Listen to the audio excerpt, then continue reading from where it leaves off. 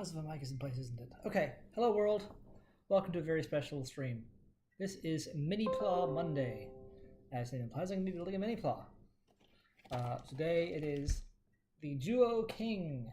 Just because I've been on my Gundam kick for a few weeks now, and I got behind on my Minipla building, so let's just do that. Knock out another main robot. I have actually been painting. I've been painting also that the Kishiryuo that I built a couple weeks back. Making some headway on that, so that's looking good now. I'll take some pictures. It's been a little bit here and there. But anyway, I'm not going to bog this down with the past. I'm just going to make this a quick stream. It's Zyuoh King. It's got 5 boxes. 5 boxes that are boxes.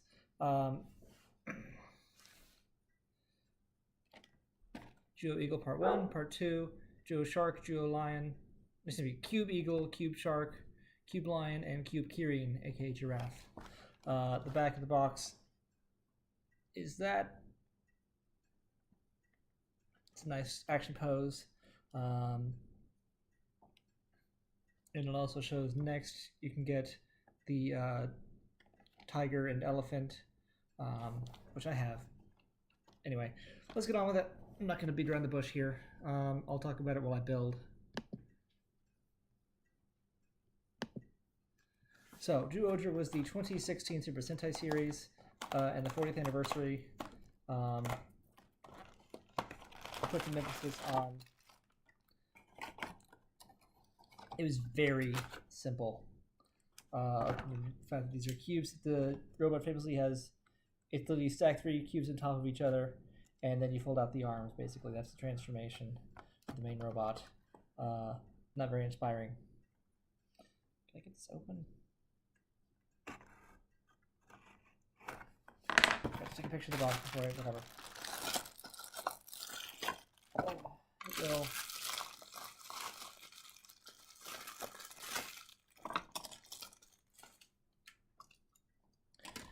Yeah, the robot was extremely simple. Stack 3 cubes on top of each other, unfold the arms, boom, you're done. Grim visionary. Sentai robots that are made about a bunch of little guys are truly my favorite kind. I'm glad to hear that. Let me adjust my camera here just a notch. There.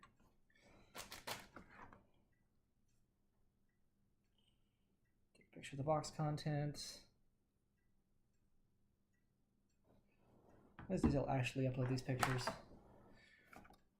Those are combination instructions. There we go.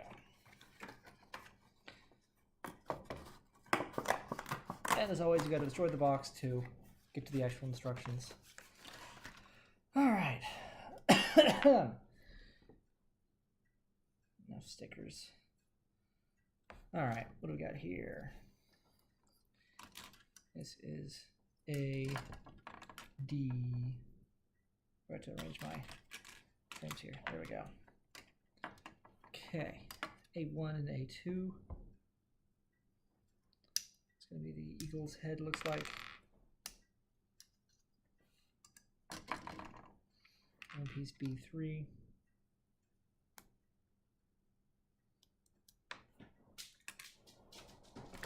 Get back here, piece B3.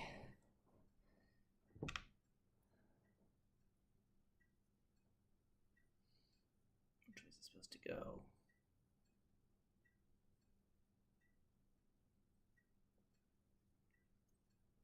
Like this. I want you to put a sticker underneath here. For the eye. Okay.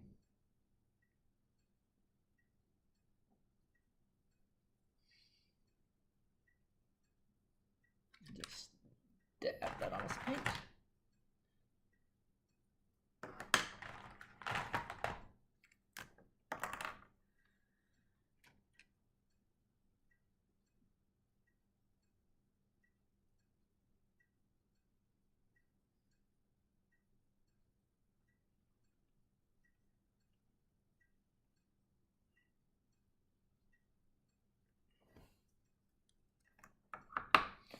All right, and then D3.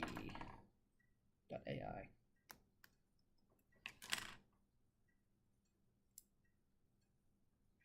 And the beak, B1 and 2 combine to make the beak of the burb.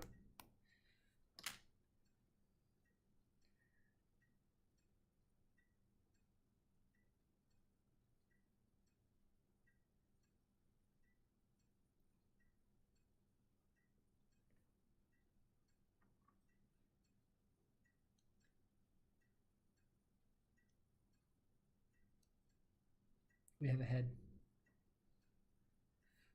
A bird's head. Alright. 25, big old piece.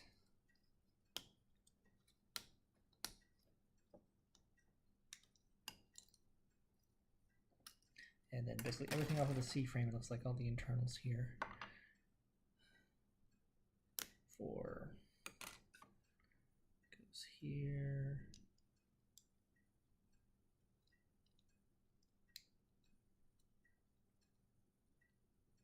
Okay. 5 on the other side.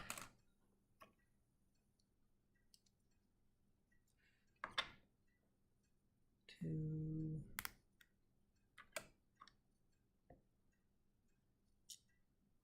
That'll be a shoulder joint. Other shoulder joint.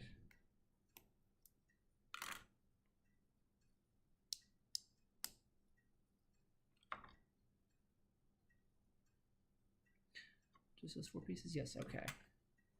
And then A6. And A4. Wants me to put a sticker on your back. What sticker? Oh, NPC1.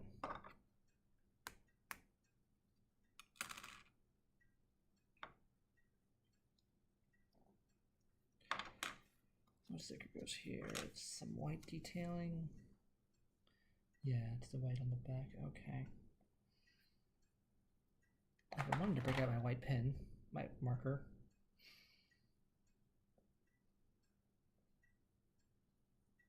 Let's do it. It's too bad I can wipe it off.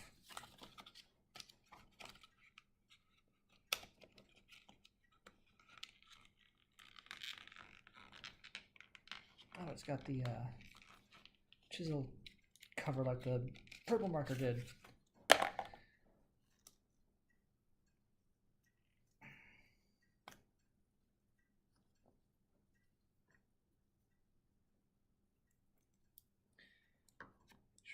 Do this right.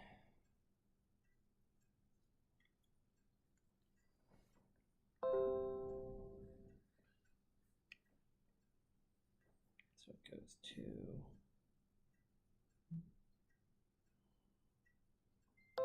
there. Yes, okay.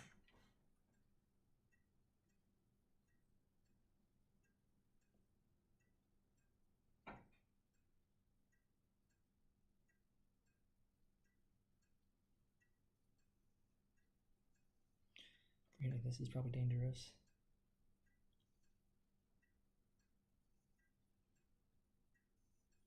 Not like I'm gonna hurt myself dangerous, just a little more cautious dangerous.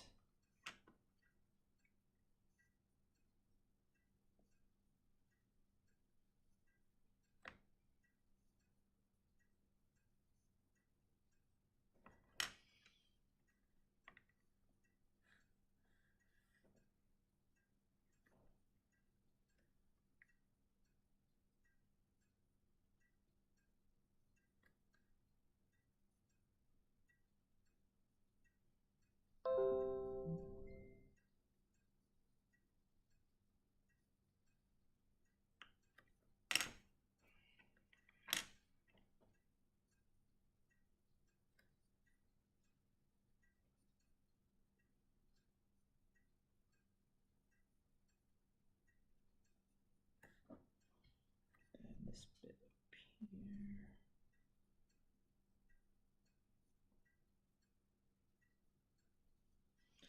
It's very rough. I missed a bit down here.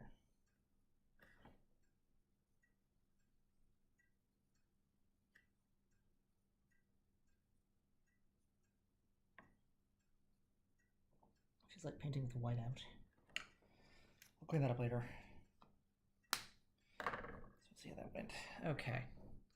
All right. And then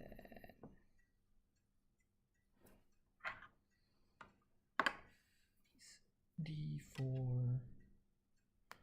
Which gets a black sticker on it, I believe. Sticker 8, yeah. The upper part is painted black. It's colored black. That will go inside. Yeah, okay. I'll get one shot with that.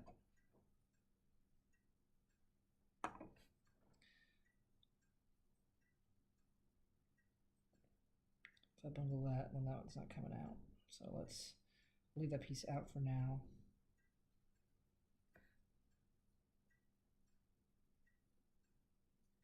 Just let it be painted.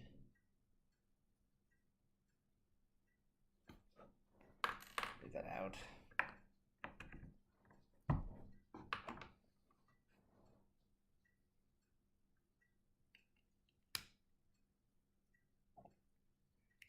And the pieces on the side, okay.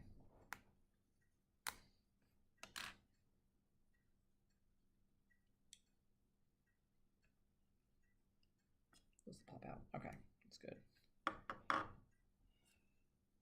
So black and a square of red.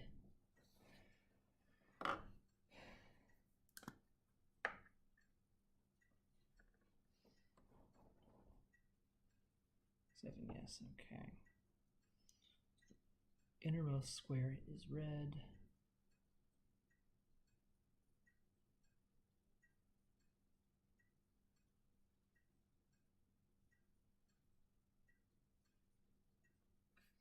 Let me pull that back out. The rest are close, so it's going to be getting to the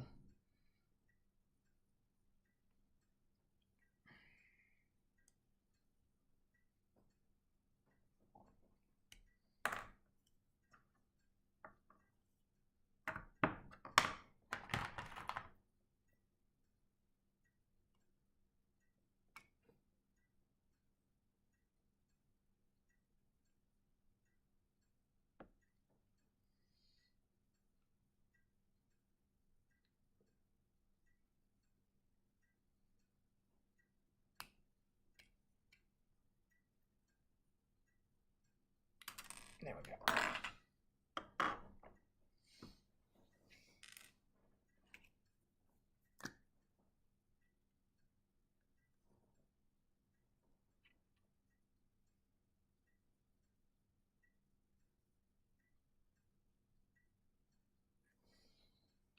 Let that dry before I try to paint the red bit.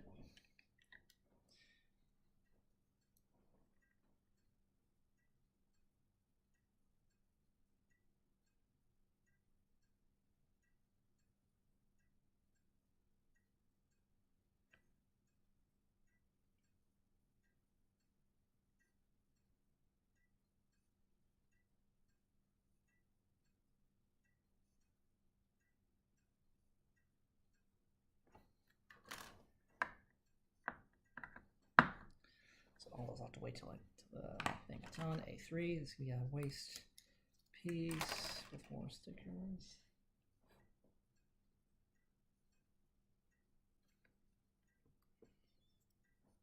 Five and four. Where do those go? I can't tell. Oh, on the back there.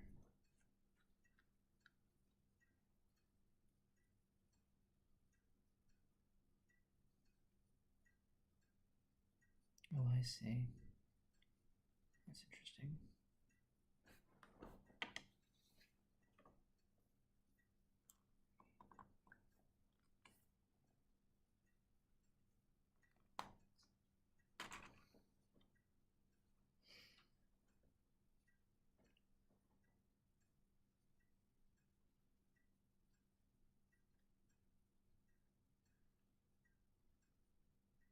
So I'm not very talkative. I'm not usually, and sometimes I have more. Yeah. Sometimes I have more to say during my streams. Other times I don't. Just enjoy the laid-back atmosphere, I guess.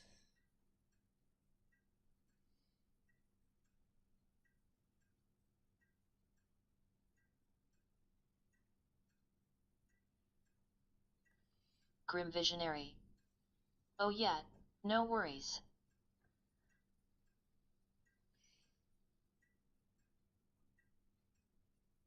Usually we like watching something. Is it supposed to not include the white part, right? Can I get a turnaround? Let's see if we got a reference image to the back. I don't have a mouse today. Gonna have to pull it up here.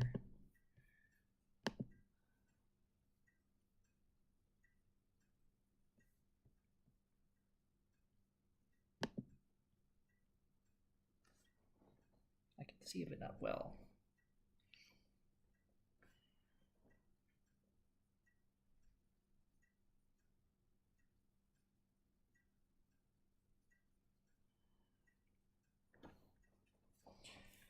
Which part was that? Hi, cat. I have a visitor. I have a visitor. Space Police Policeman. Zyuoh King is a show that I loved a lot despite not liking the aesthetics. Not one bit. That happens sometimes. Zyuoh King. Thank you, bot. Thank you for that one. I'm trying to figure out how this is supposed to. Or is it supposed to start and end? Why is it not a great reference image to the back?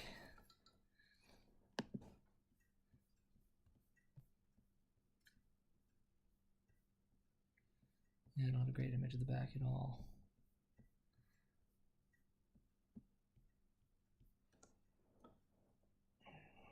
You're very helpful, cat. Thank you. You guys, I'm assuming you guys can see my cat here. She's decided to help.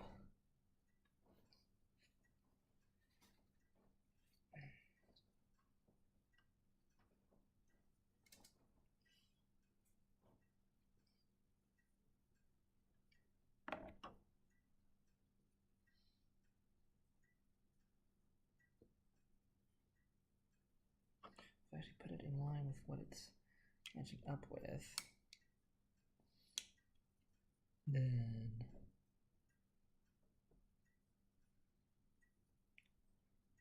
is it the inner bits? Painting the wrong part of it? I might be. Let me see this again. Oh no, it was. It's the outer.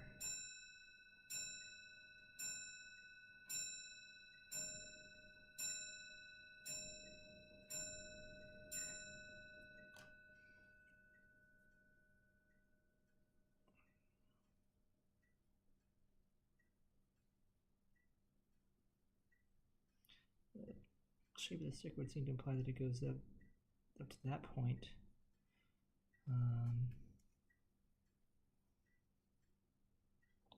Don't really see it in the molded detail.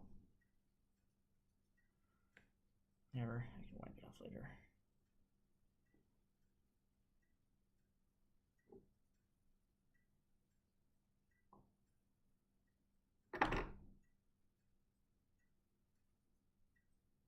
It's definitely need another coat if I do commit to this. Yeah, that's very rough there, but I'm learning. Where'd the cap go? There's the cap. No cap.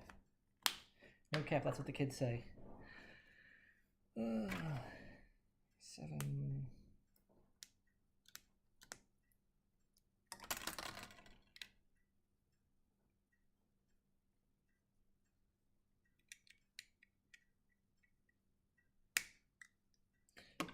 And 8.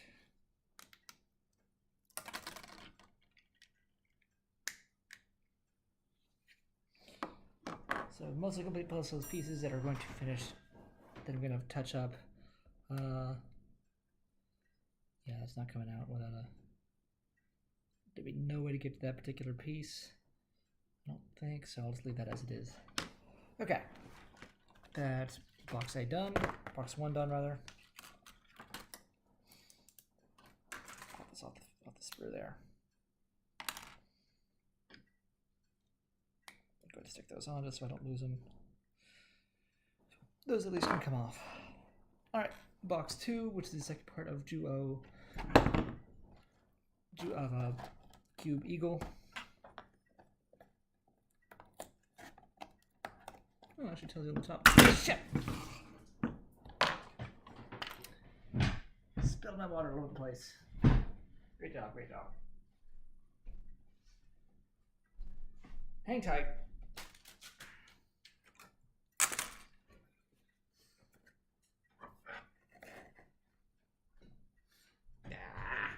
Stepped in it.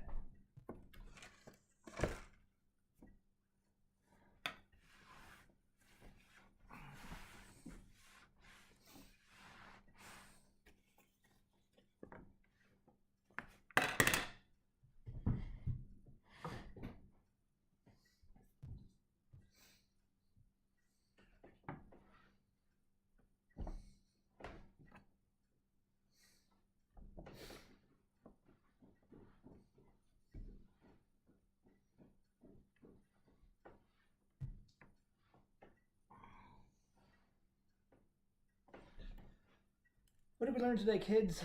Closed containers. Huh.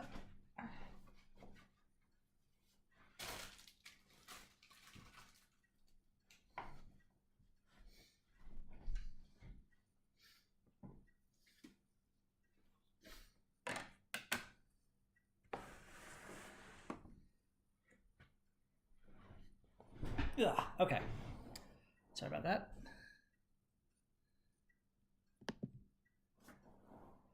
Where were we? Grim Visionary. I keep my drinks right next to my screen drawing tablet.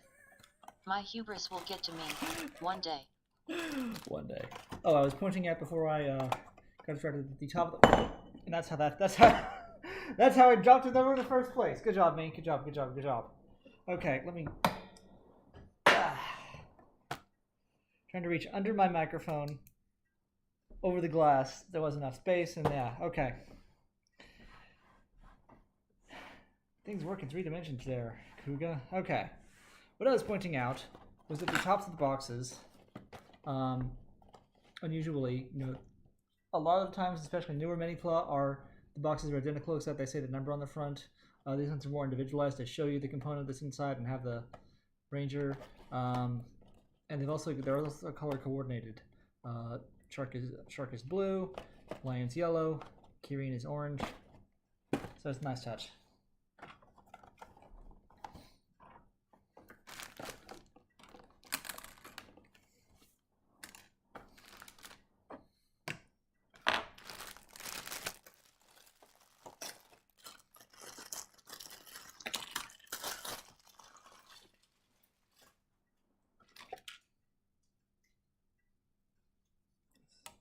What's we can say?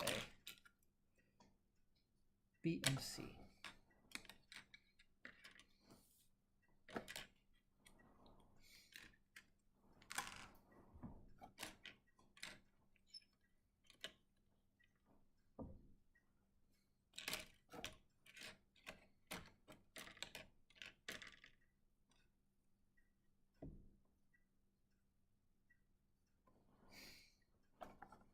Let's tear the box open.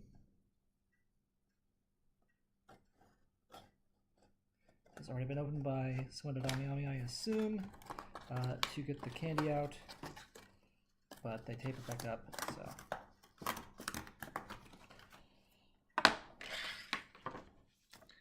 All right. Put on some YouTube, I guess.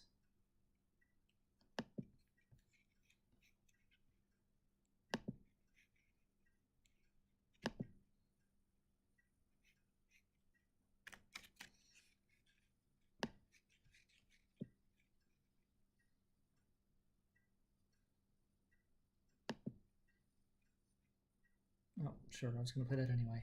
Let's have some Tom Scott. When I was a kid, magnetic levitation trains, maglevs, were going to be... Bring it up on the inset.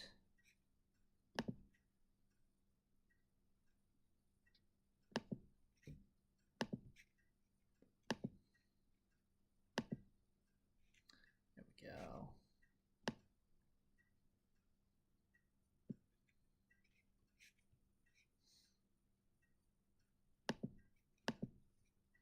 future.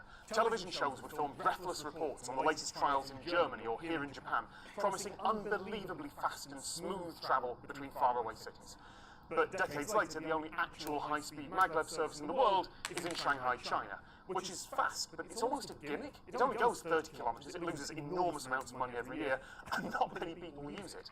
I thought that maglev was one of those technologies like Concorde that we thought were the future until they weren't, and now they're just abandoned test tracks and the dreams of the past.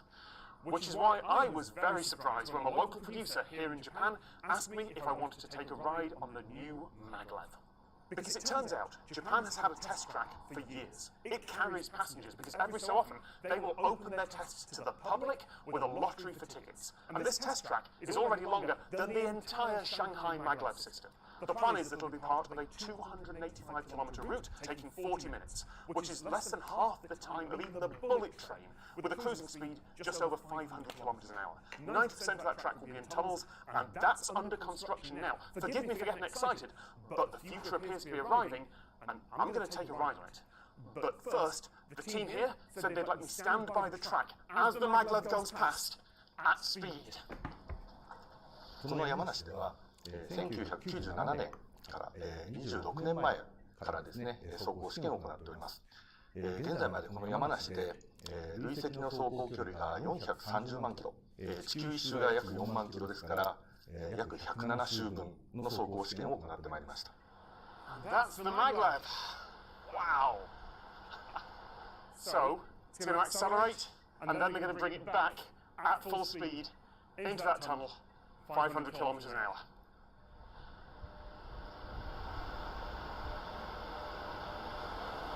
That accelerates so quickly. I don't know if that comes across on camera, but a normal train would have started so much slower than that. It's already doing, what, 30, 40k in a few seconds? That would have pushed you back in your seat. Wow. Okay. Now we wait for it to come that way. まず車両には超電導磁石という強力な磁石を搭載しております。一方、軌道側、走るガイドウェイになっておりますが、こちらには、地上コイルと、これは推進コイルと浮上コイルという2種類ございますが、この超電導磁石と、浮上コイル、推進コイルとの間の磁力の力で、非接触で走行するシステムです。Well, why? A little bit nervous. I know I'm safe. But there's a reason I'm not allowed behind this line. It's about maybe a kilometre to that tunnel mouth, maybe a little less. And the train's now coming towards us, 500 kilometres an hour, which means it's going about 1 kilometre every 8 seconds. It's nearly here, apparently. They've just told me it's nearly here and I can't hear a thing. Oh, I can see a light. I can see the train coming. I can see headlights. All right. How fast is 500 kilometers an hour? Jesus.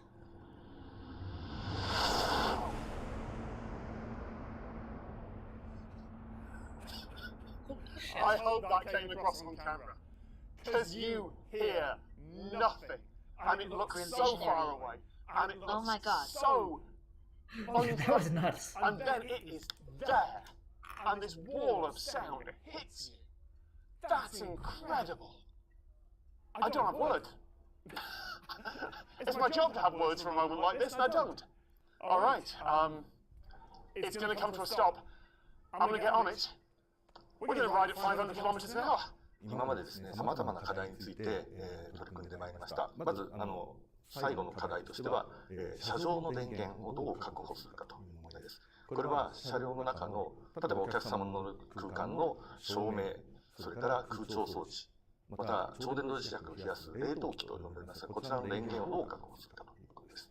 従来の鉄道はパンタグラフで電源を取るということをしますが、リニアの場合は非接触で高速でしかも走るということで、そういう方式が必要であるということで、誘導終電という方法を考えました。これは地上側にあるコイルから、車両のお腹についているコイル、電磁誘導で電気を取るというシステムです。It smells new. There's sort of new plastics and fabrics in the air. Okay. Here we go. The acceleration is noticeable. Like, I got pushed back in my seat there. in a way that I think I've only felt on planes. It's not full plane takeoff, but it's still way stronger than anything that I felt in a train anywhere else. And we're already approaching 100 kilometers an hour.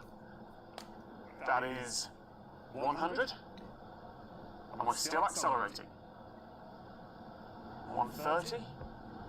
So the wheels are going to come up soon. We're going to hit 150 kilometers an hour. The wheels are going to come up.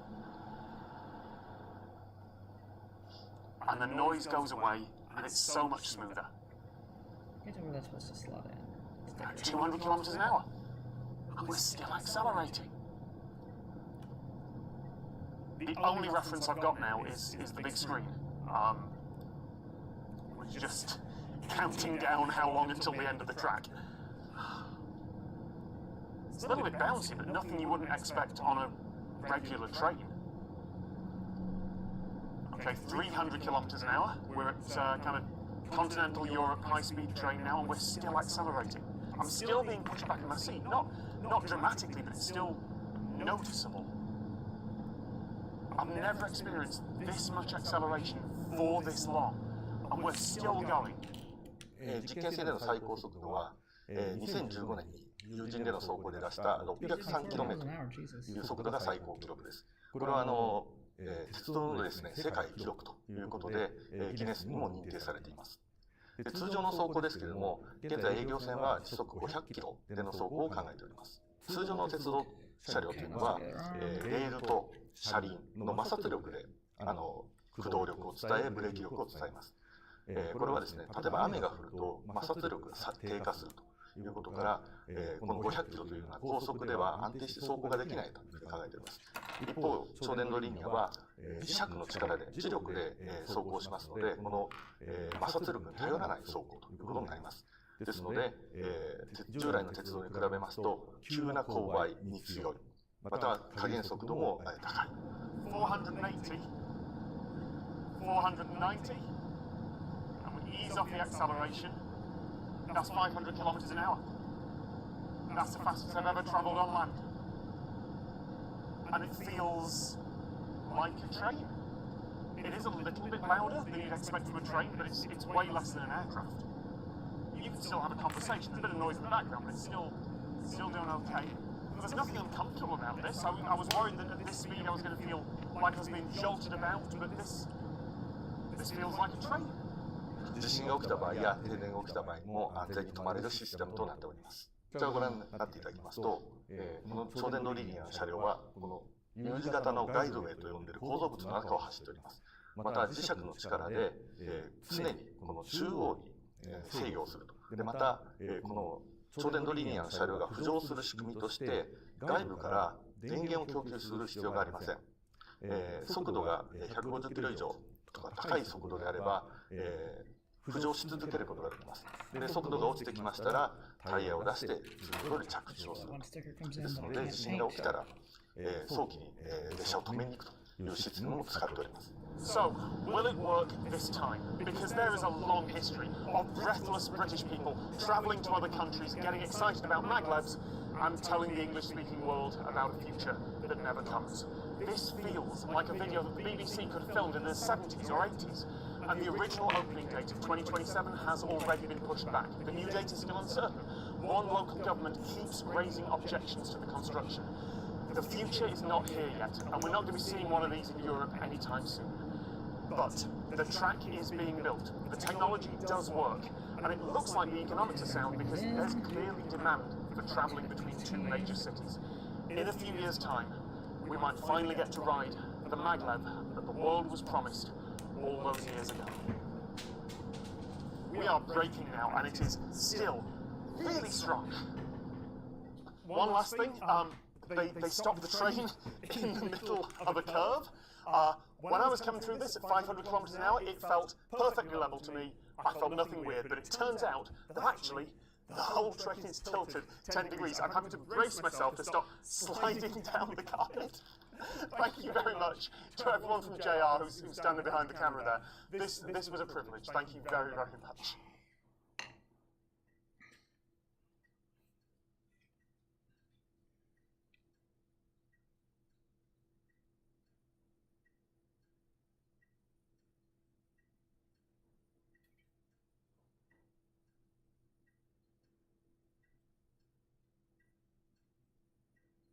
it asymmetrical?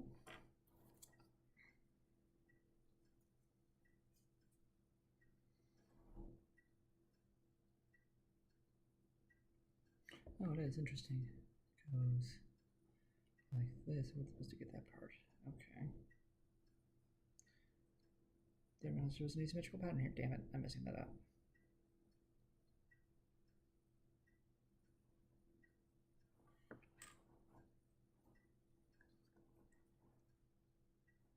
And CL6.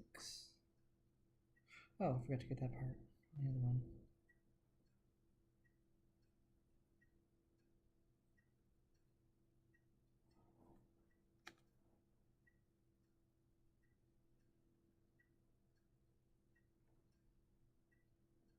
It's hard to tell where these stickers are supposed to go.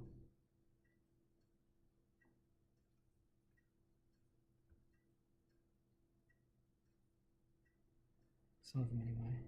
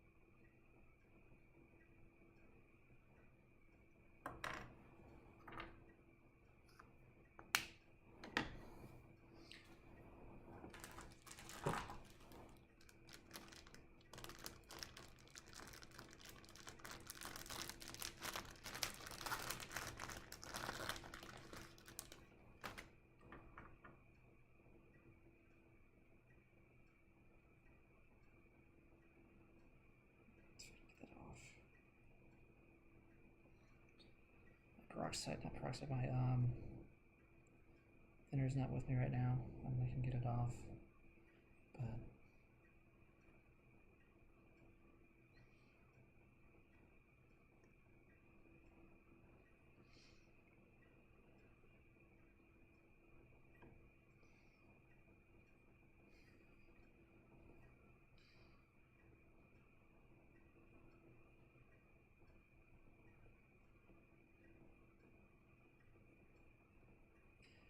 that's better. Okay. Stick it up there.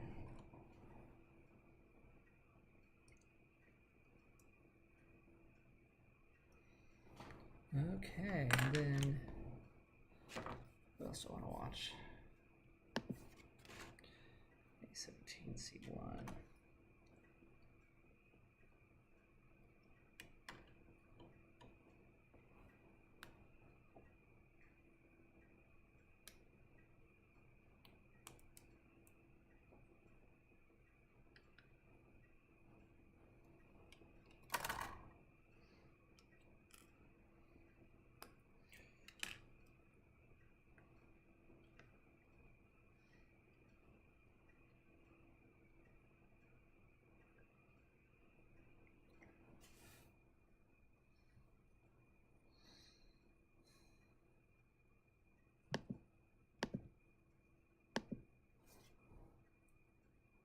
I was browsing wish.com for bargains the other day, thinking about maybe buying one of those little fanless PCs that sits on the back of a monitor, or maybe one of those weird tiny Android laptops, when I stumbled across a couple of product listings that are too good to be true.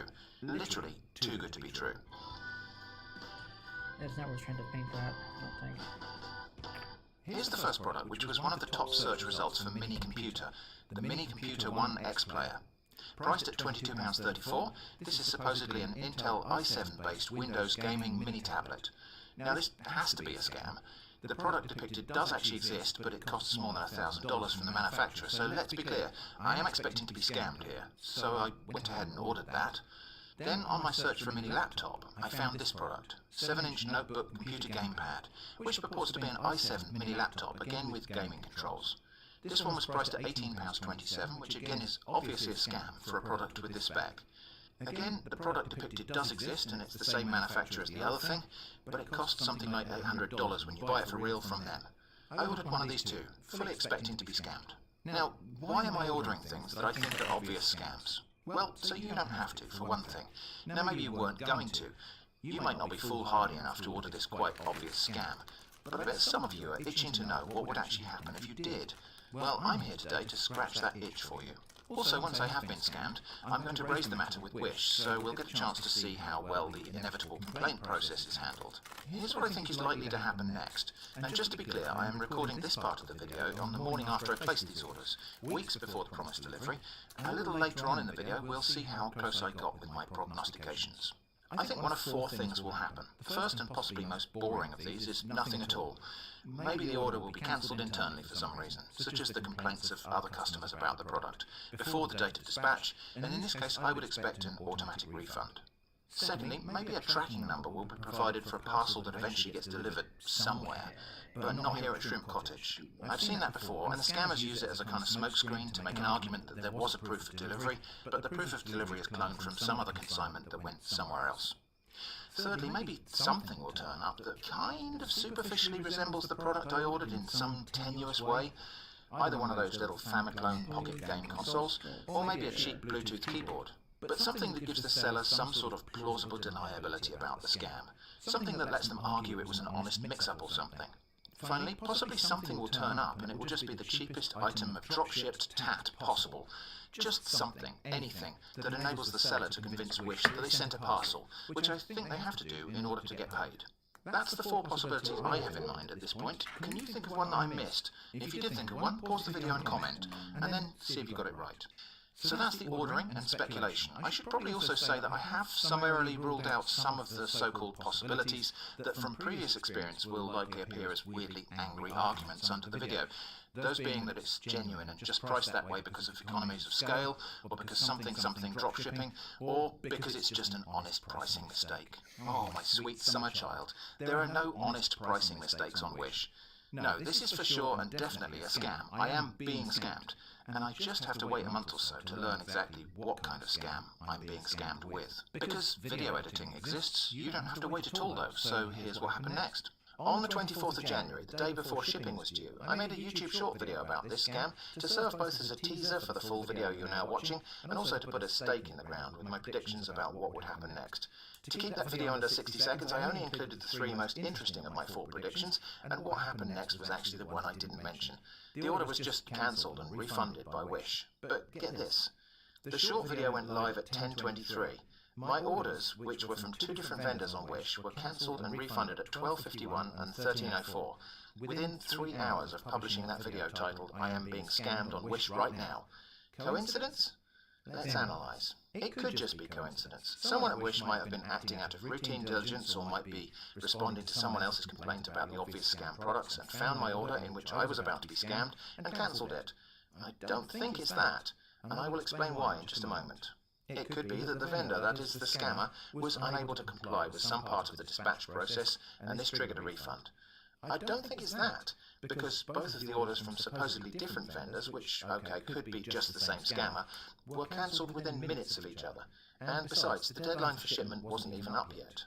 It could be that someone at Wish somehow became aware of my video in which I was talking about how I was being scammed right now on Wish, and they acted to limit the damage. That is, not damage to me, but to their reputation, such as it is. Maybe they have some alert set up that informs them when a YouTube video contains the words "wish" and "scam" in the title, although honestly that mailbox must be pretty full if they've got that. Or maybe someone who knows someone who knows someone who works for Wish forwarded the link to the video and they reacted to it. I'll tell you what makes me most suspicious that this wasn't just a completely normal and diligent customer service action by Wish, it's this. After my orders were cancelled, the scam products remained listed and available to buy on the Wish platform. Surely if they were actually concerned about the scam, they'd have just taken those products down, wouldn't they? We'll never know for sure, but we can attack this from another angle to triangulate a bit more insight. Like this, I signed up for a new account at Wish using one of my scam baiting pseudonyms, Monica Flange, and I ordered the exact same items. Fortunately, I've got access to a different address I can send them to, so there's no way for anyone at Wish to easily link Monica to me. The due date for a shipment for these orders was the 31st of January, so now we just wait and see what happens. And again, you don't have to wait, here's what happened. Okay. Unlike the previous orders, these showed up as processing and then shipped, which was also confirmed by an email notification to Monica Flange. That is, Wish emailed Monica at the mailbox configured on Monica's Wish account. Why am I mentioning this? Well, just pin that thought for now. Then Monica got another email saying the Minicomputer 1X player had been delivered, except it definitely hadn't. I went to Wish to dispute this transaction, and here's where it got super weird and suspicious. I was unable to log in. The Wish login box just failed to recognize Monica's account. I tried the forgot password function, but that too denied knowledge of Monica's email address, even though their system had been sending Monica all those email notifications. I couldn't log in to dispute the transaction. I thought I'd try one more thing, so I spun up the machine from which I initially created Monica's Wish account and ordered the items. The browser on that machine was still logged in, and this allowed me into the account, and I was able to dispute the transaction from there. But all attempts to log in afresh anywhere else, using Monica's details that I double and triple checked to be correct, would not let me in. It looks like Wish tried to block me, but maybe only at the login prompt part of their system. Why would they do that, if everything else was supposedly legitimate and above board? I think this, together with the earlier events, constitutes evidence suggesting that Wish is knowingly complicit in this scam. The dispute process was faintly ridiculous. I had to chat to a bot that tried to persuade me to look harder for the non-parcel, and then also claimed that parcels sometimes turn up days after they're marked as signed for, which I've never known to be true. Anyway, it just wanted to give me friendly but useless and wrong advice. I escalated the matter to their customer service, and the next day the order was refunded without any further fuss or discussion. And Monica got an email confirming this, despite the fact that the system continues to deny any knowledge of Monica's email address at the login screen. Also by this time, the product pages for these two scam items had been removed from view on Wish.com. But let's also take a look at that tracking information that was provided. I couldn't get any very detailed information, but it appears to show a consignment being shipped from Ipswich to the Bristol area. The delivery end... So they want you to fold out the hands here for the Eagle mode. That's a byproduct of the Deluxe where the hands are spring-loaded. You don't have to do that, and I'm not going to do that, because that's dumb.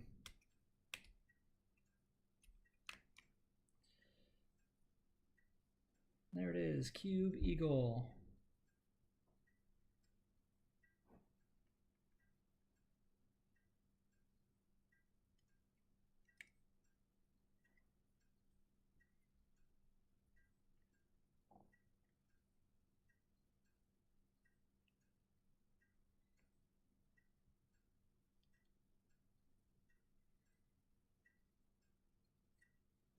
What am I supposed to do for transformation? Supposed to swap the arms around? Guess you are. Well, maybe not. Just take the... Okay, whatever. Alright. Put that aside for now.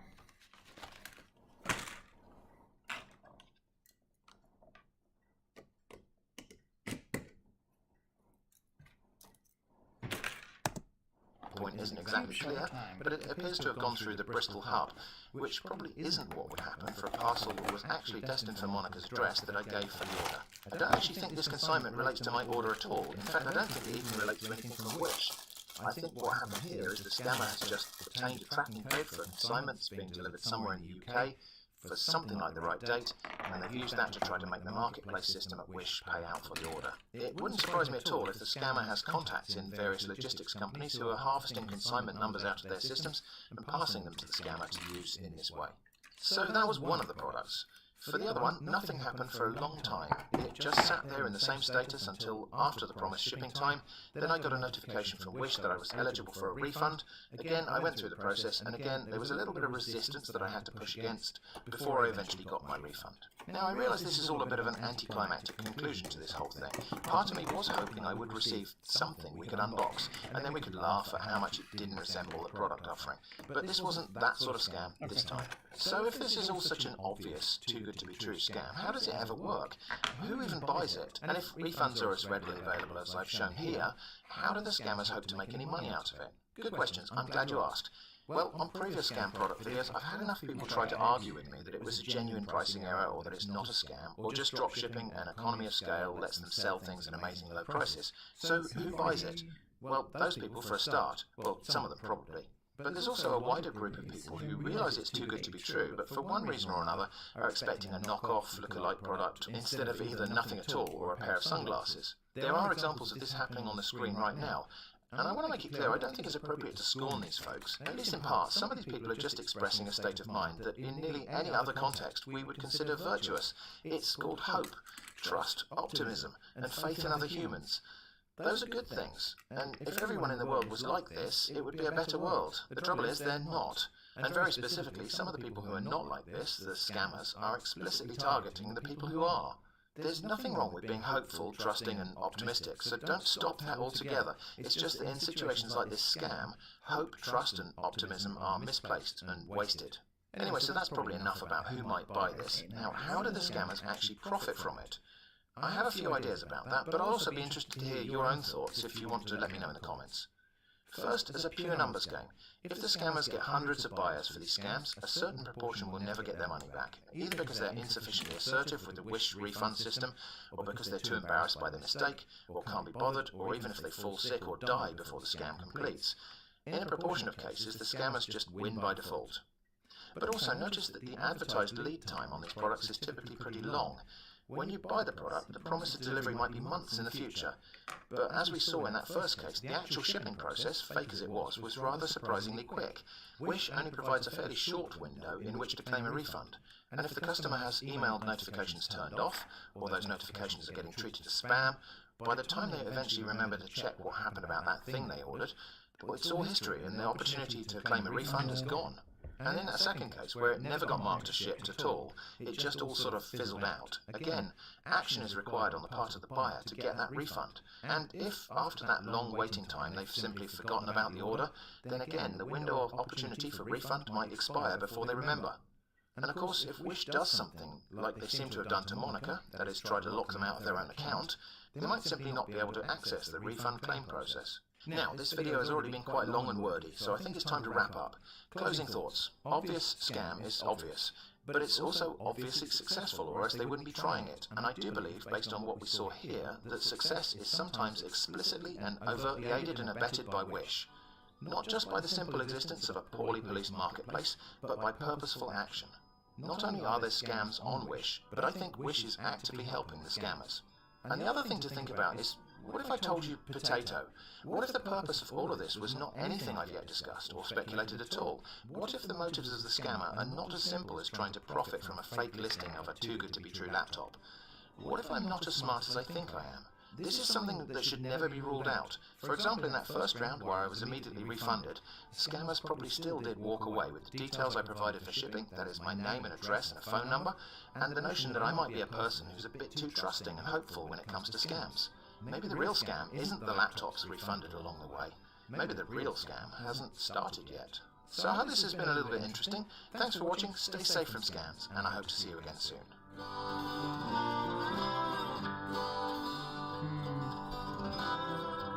That's very rough. We'll see. Let's figure the other side a little smoother. If not, it's not the end of the world, but what next? What next?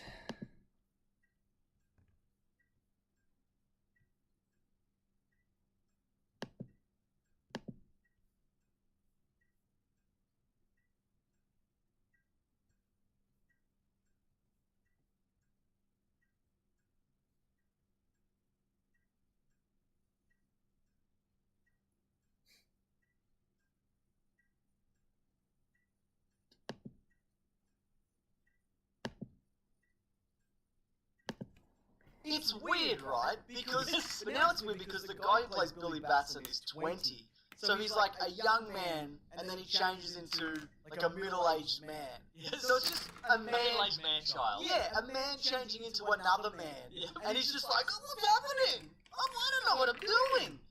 What the? It's weird, right? Because but now it's weird because the guy who plays Billy Batson is 20. So he's like a young man, and then he changes into My like mom a had middle-aged managed to buy a man. laptop that was infinitely worse than her ancient current one because of stuff like that. That's unfortunate. That is unfortunate. Hope you got a better one eventually. Or she did, rather.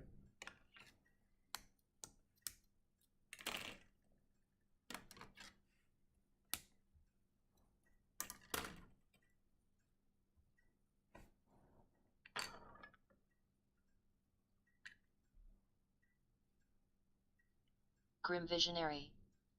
Yet, my friend had one built that was pretty good.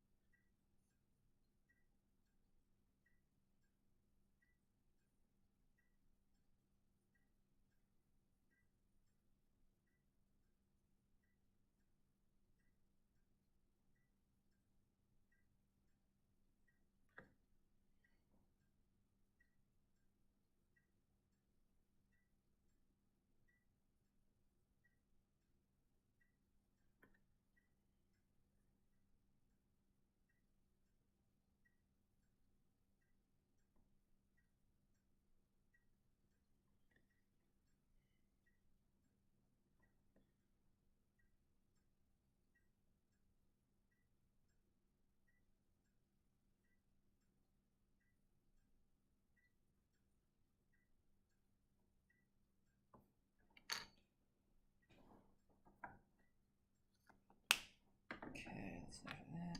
That's much better than the first one did, at least.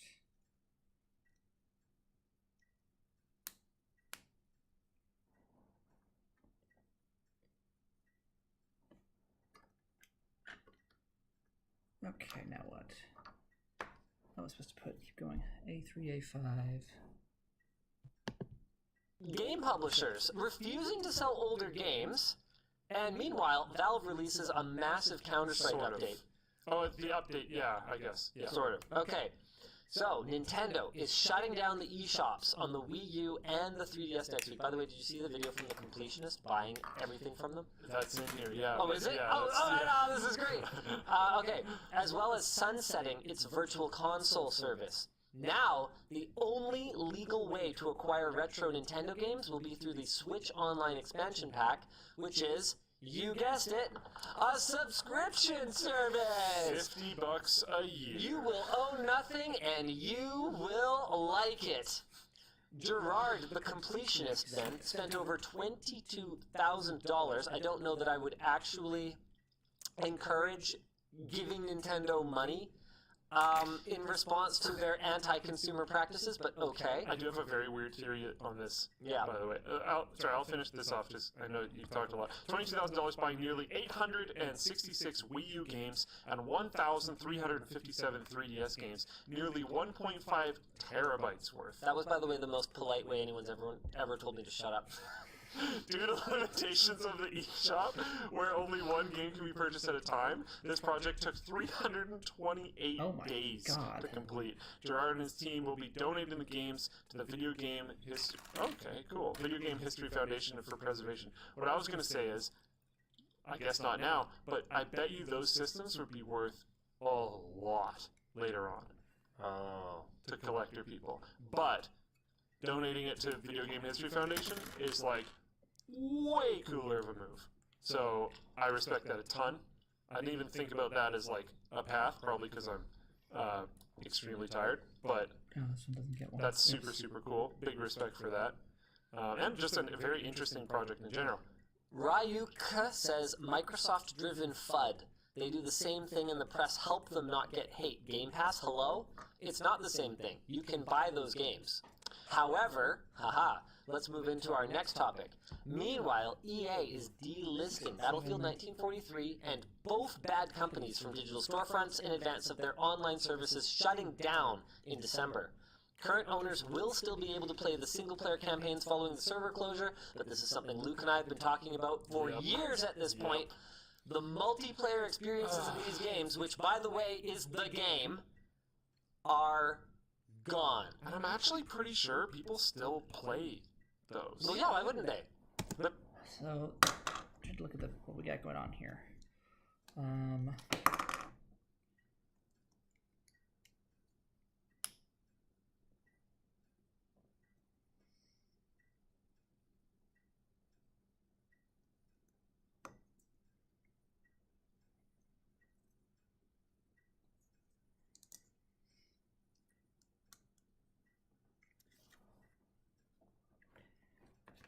So that they want these stickers in the bottom. They are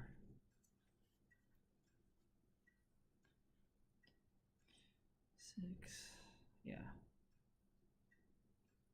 So it's silver with a small outline of black.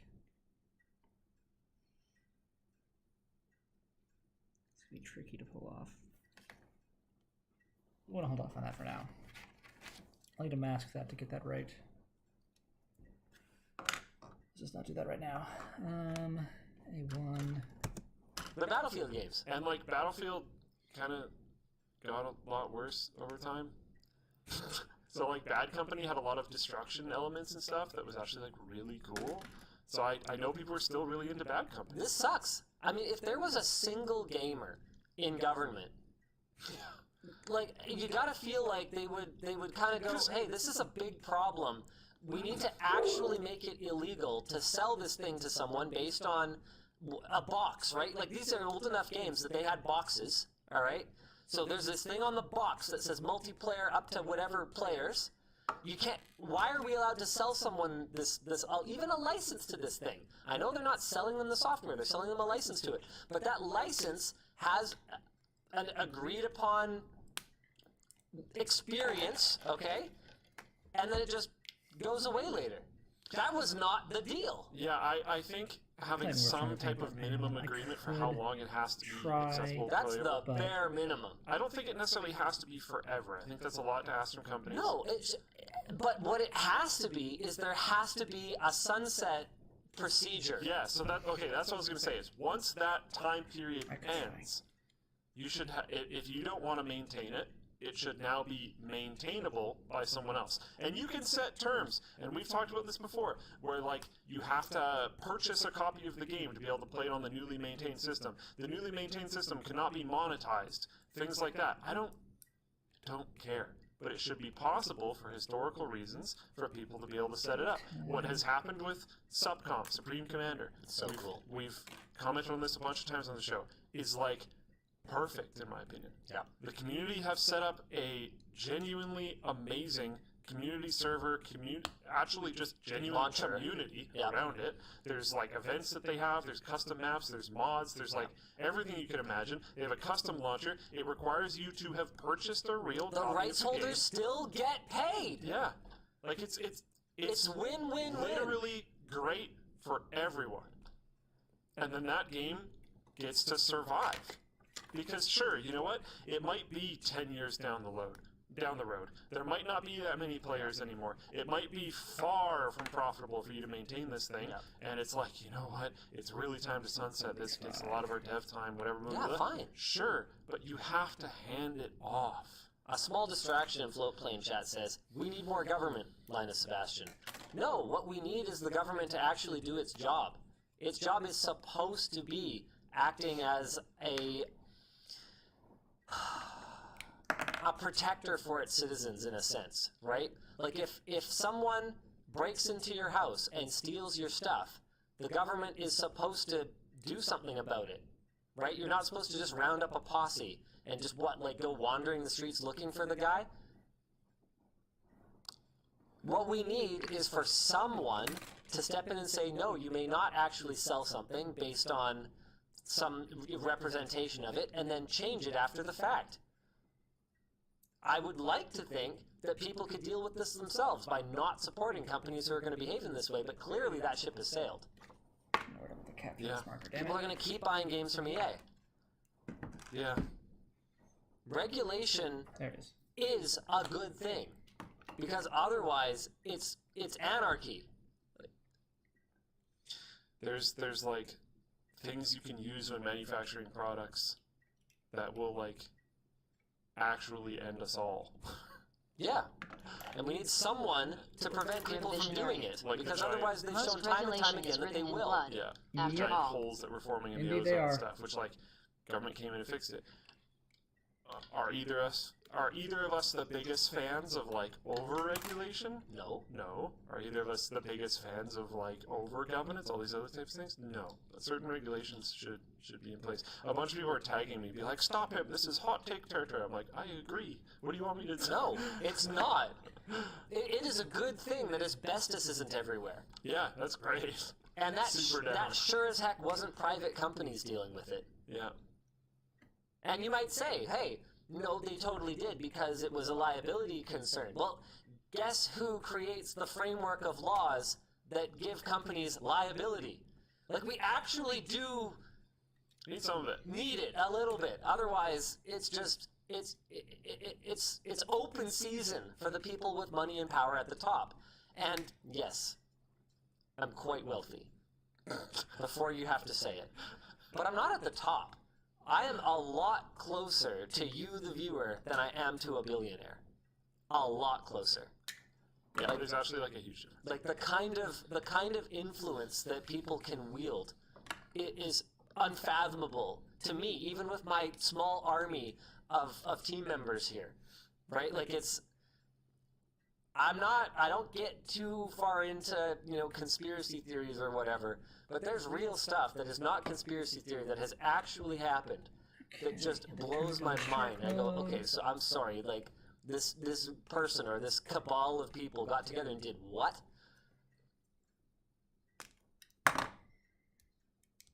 So parts for me to get into shark mode. That's mildly disappointing, but whatever. I'll take it as a sacrifice for the greater good.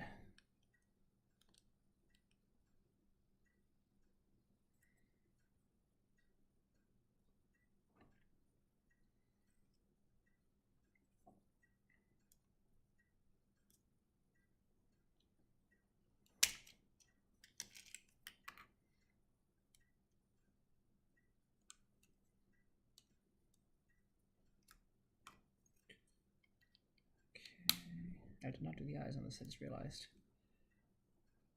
Oh, that's the fin, right. Dorsal fin. That comes out. And we have a shark. Sharky shark.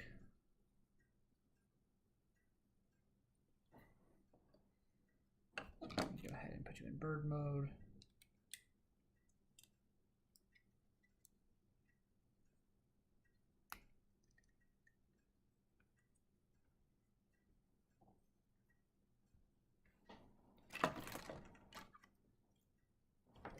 Eagle! Shark! Hono kakse! Needs a single sticker on this, but that's because I'm going to come back for this later. Hi, Audrey. Cat number 3. Other cat wants to sit on my lap now. Let's do lion. All right, come on up here.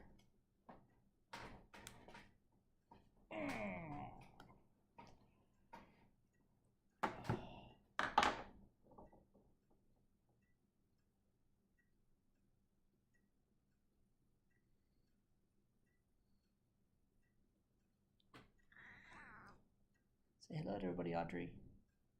She says meow.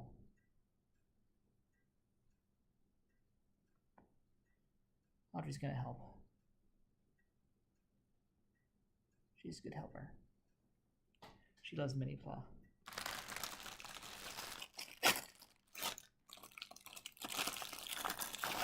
Grim Visionary. My cat is capable of putting her entire body weight into her front paws and loves to do it when I hold her.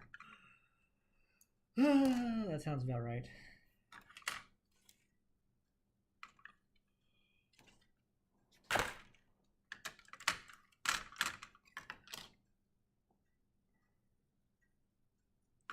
B A C, okay. And by process of elimination, that is D. Big old stickers. Grim Visionary. Like a wonderful, the eternal pain of hold kitty cat.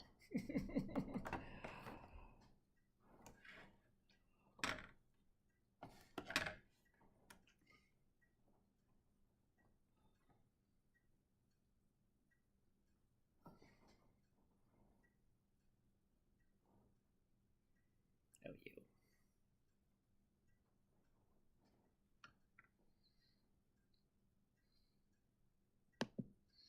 Now what's TJM? I got 2.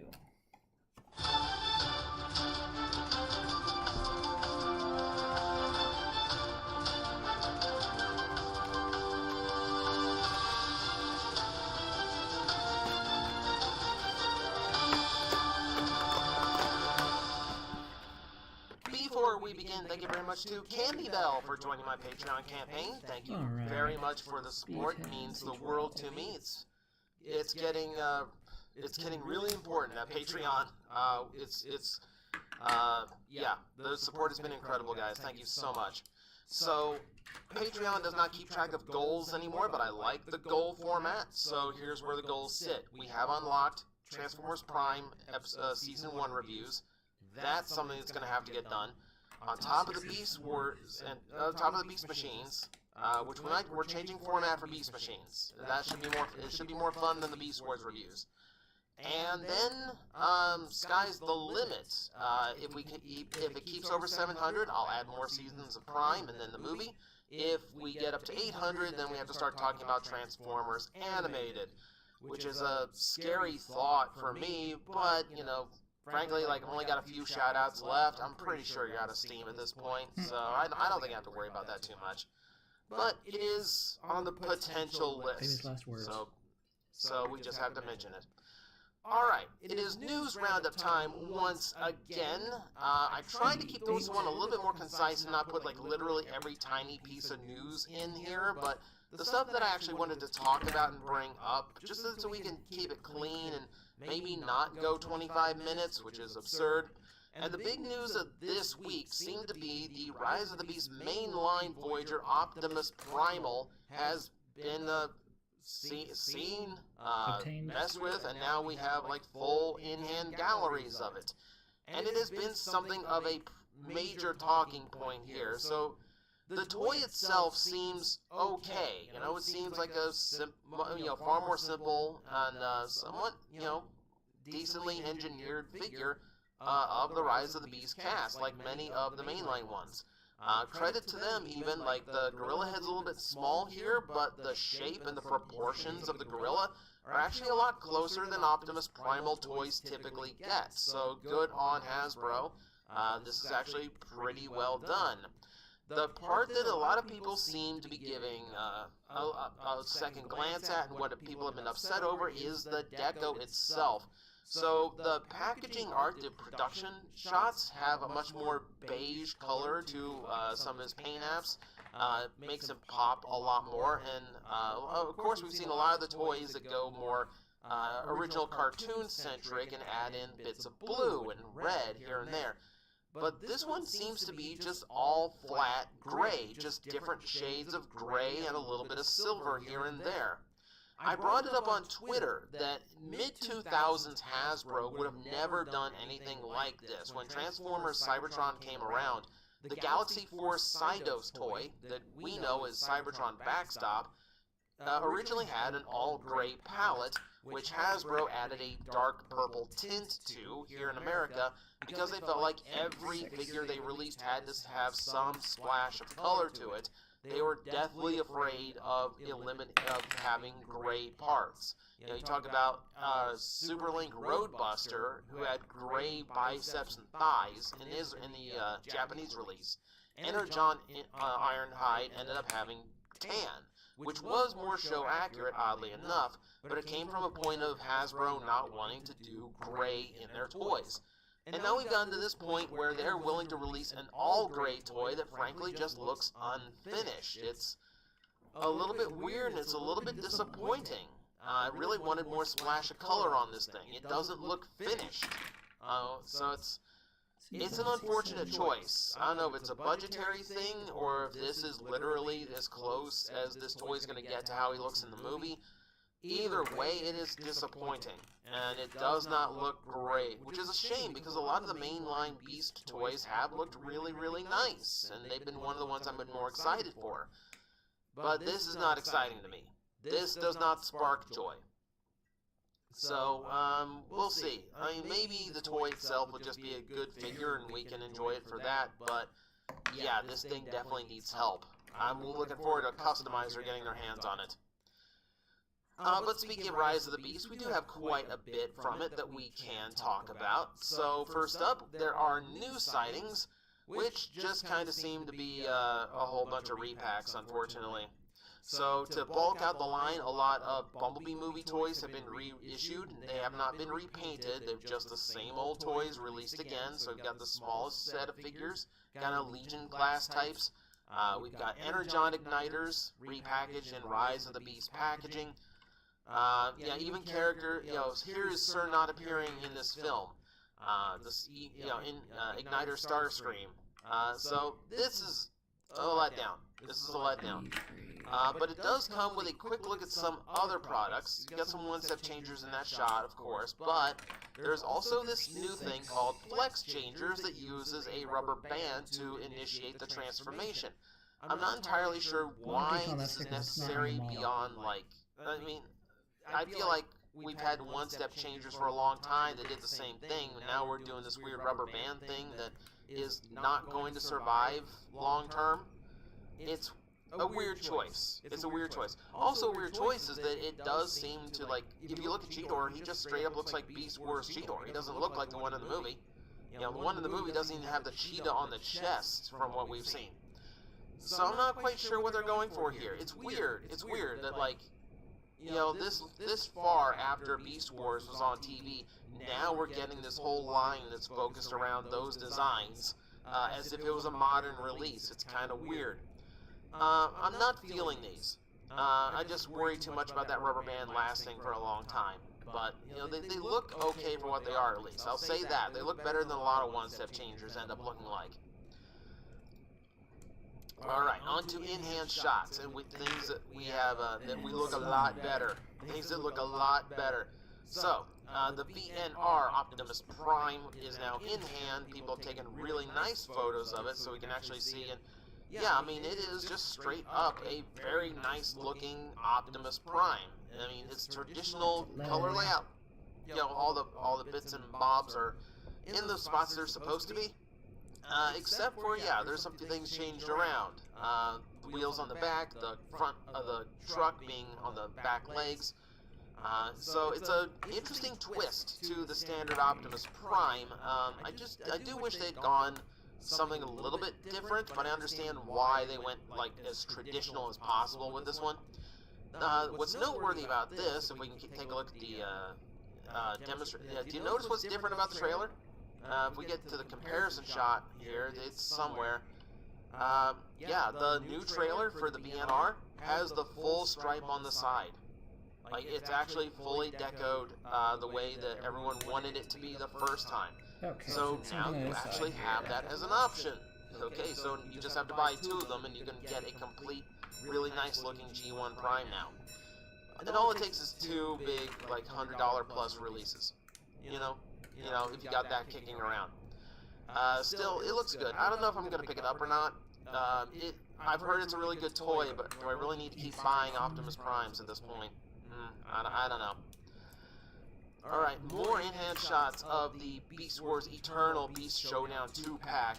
This one, we have seen these before, and I'm still not seeing a whole lot in Primal, but man, every time I see the Megatron, it just looks really, really nice with that Beast deco and the texturing to the skin. Really, really cool. It has been pointed out to me. There's a few things to point out. Number one is that there's paint trying to replicate some missing details from the Kingdom figure, like some extra bits on the shoulders. But there's also a little bit of black missing on the chest, too. It's not a perfect redeco. But this is Takara we are talking about. It really wouldn't surprise me, because the original Beast Wars Megatron toy got so many retools and redecos in order to look more show accurate with every release. It wouldn't surprise me if they did this again at some point. Really. I mean, at that point, it's just like tracking history. I'm still looking forward to this set. I'm not sure if I'm actually going to pick it up now. I pre-ordered it just in case, but it's a $100 asking price for something that's just kind of an upgrade, right? I'm not really feeling that as much as I used to. It's time to speculate a little bit. So tomorrow, 11 a.m. Eastern Standard Time on the Hasbro Pulse YouTube channel, we got another fan stream. When they go out of their way to make these fan streams a thing, that generally means we're going to get product reveals, we're going to get we're going to get a lot of in-hand shots of a lot of stuff.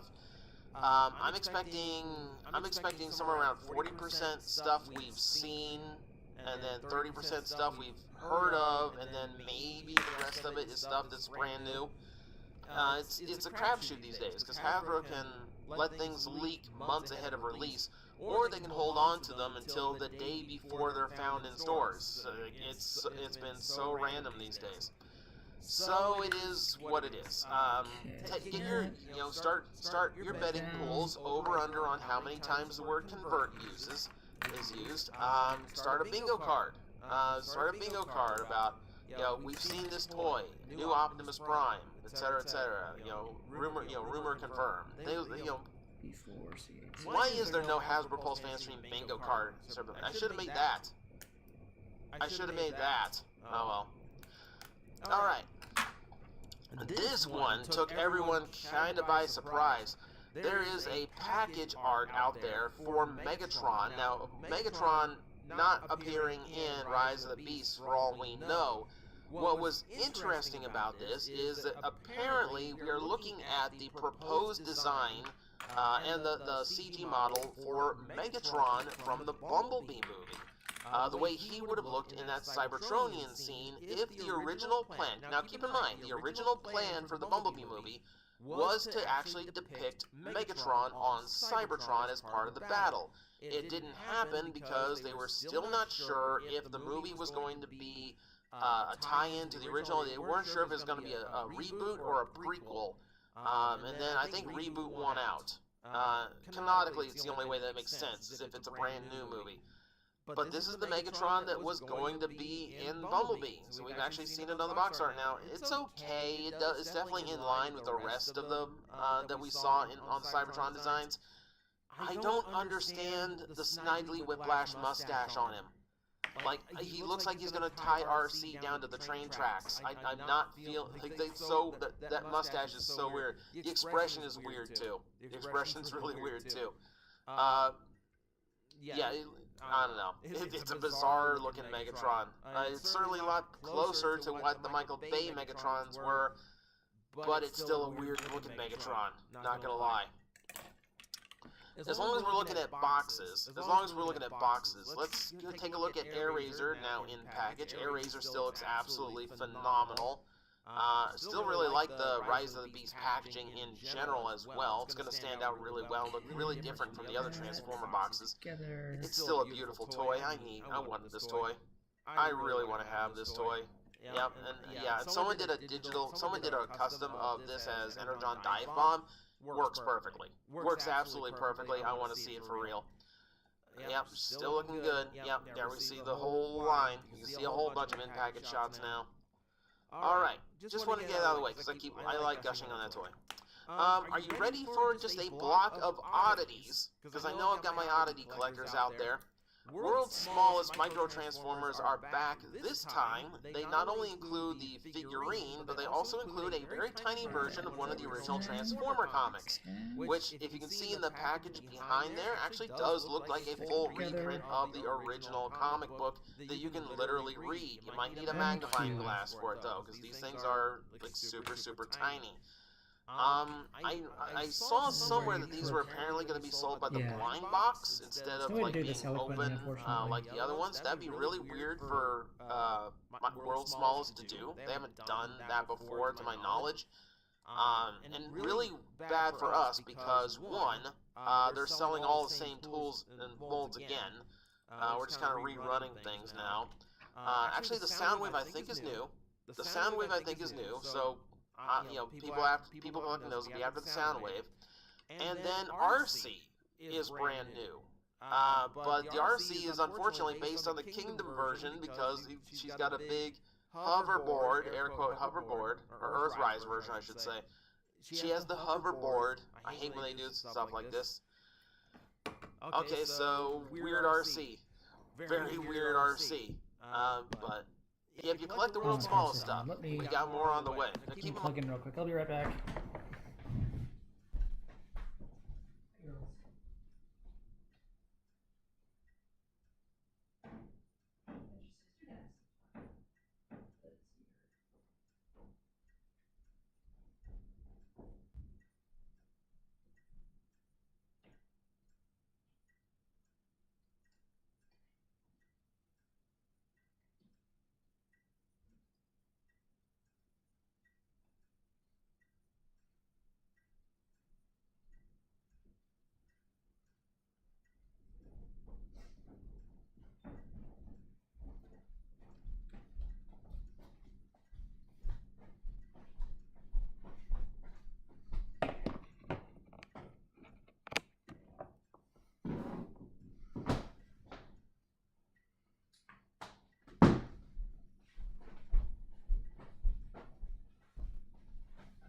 Alright, sorry about that, but my laptop was running out of battery, so I had to plug it in. Mind, they don't transform, they're just super tiny little figurines with basic articulation. But the fact that they're so tiny and look like the characters is impressive in their own right. Get them for your city bots, get them for your Metroplex and your Triptychons. That makes for fun display. Backpacks. We get to talk about Transformer backpacks that glow in the dark. Alright, so... yeah, this is about what you expect from, like, designer backpack stuff. It's strangely appropriate. The front pouch is actually kind of in proportion for Bumblebee. And yeah, it's fully branded Bumblebee inside and out. Yeah, and then Optimus Prime. He gets one too, of course he does. Autobots roll out on the backside. Just those two for now. These are mini backpacks, by the way. You know, they're just like the tiny, like, maybe it'll hold your like tablet if you're on the go, or a few books. It's not like something you're gonna take to school. But if you're in need of a tiny little backpack, like makes for a good con bag, I feel. Like I really think this would be good for like rolling around a convention with. That's possible. That can be done. All right. For other oddballs, Pod Pals has released these little plushies for Transformers. Again, it's the usual suspects: Optimus Prime, Bumblebee, and Megatron. These are odd. These are odd. They remind me of the Mighty Beans. Do you remember Mighty Beans? Where they were actually trying to sell toy beans to people? Well, they're back, and they're plush now. Bumblebee doesn't... Why doesn't Bumblebee have a mouth? That's weird. Megatron gets a mouth. He gets a big frowny mouth. Don't tell me that is supposed to be Bumblebee smiling, because that looks super weird. That looks super weird. One line. Just give me extra stitch one more line in there. That's so odd. But if you like your plushies, they are now out and available. And to finish this off, we have what is definitely a strange one. We have a projector. It is a Transformers projector, a modern projector that's just like the whole, like basically a speaker unit with a display camera. So yeah, if you want to watch Transformers on a Transformer branded thing, that is possible now. It's really, we are at that point. Now it's only $900. Only. It's only $900. Oh, I'm sorry, $780 with a coupon. I don't know. Like, does anyone even use a projector anymore? Does anyone even use a projector anymore? Much less wanting one that is Optimus Prime style. That's so. I don't know. That's what the oddball section is for at the end of the news roundups, right? It's for like all the odd stuff that like why does that exist? So. For some reason that exists, and so does this news roundup. Thank you guys for watching. Hope you're now caught up on another week of Transformer news, and as always, I will see you next time. Guys, I am facing the most powerful enemy any YouTuber can face, the algorithm, and I need your help to defeat him. Hit the like button, hit the subscribe button, hit the notification bell, and leave a comment. Every time you do, we attack that algorithm and we drive it back until it can no longer defeat this channel. Thank you very much. Okay, let's do this.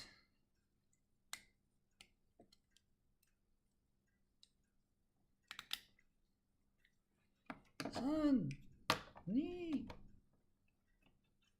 ichi.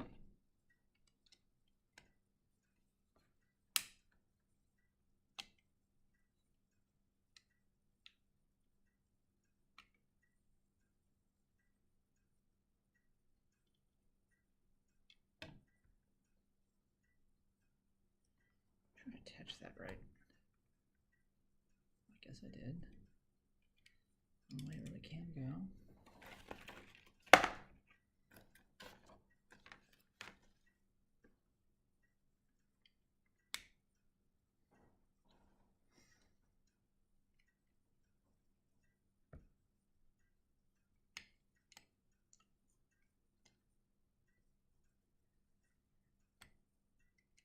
So there's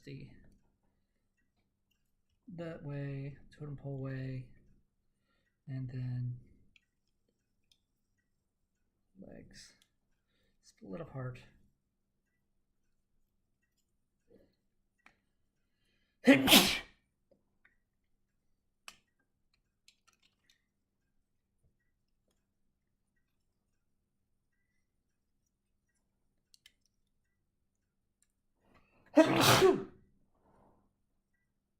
Grim Visionary. Bless you. Excuse me. Thank you. Sorry, I've been very sneezy the last couple days.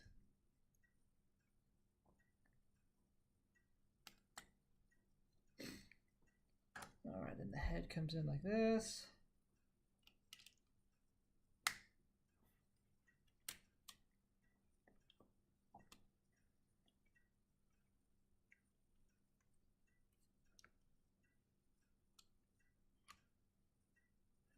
These go top of the legs. Where do these go?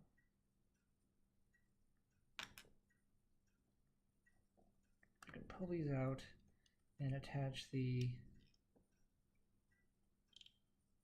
toe piece. Better articulation.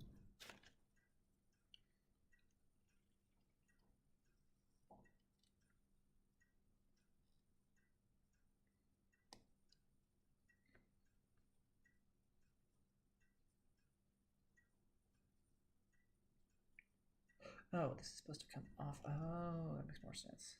It needs to go like that. Okay, okay. I see the gimmick there. That completes that look without. Okay.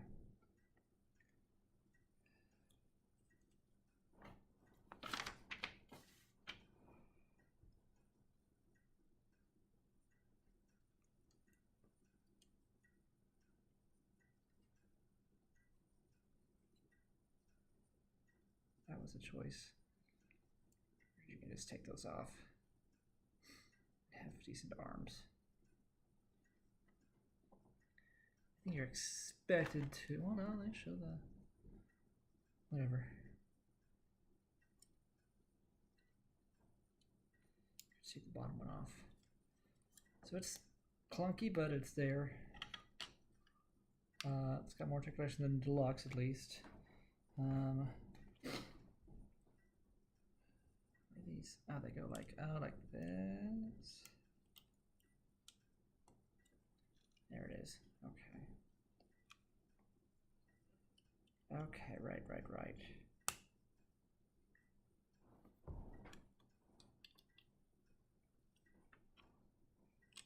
There we go.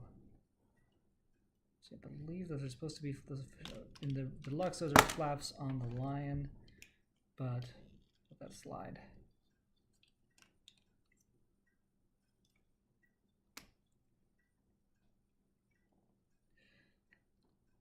Minipla have come quite a way even just since 2016. Pull your sword out. Itty bitty sword. But it can do the splits, so take that, Deluxe. Deluxe Zyuoh King. Oh, there's an alternate sword part, isn't there?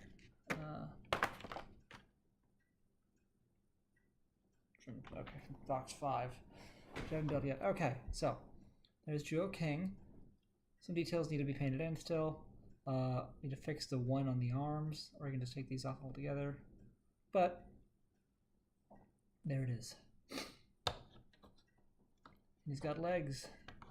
He's got legs, and he knows how to use them. He got legs.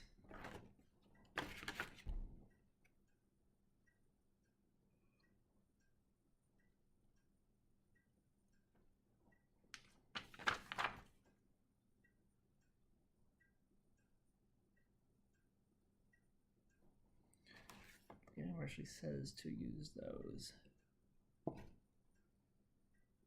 Whatever, I figured it out. Okay.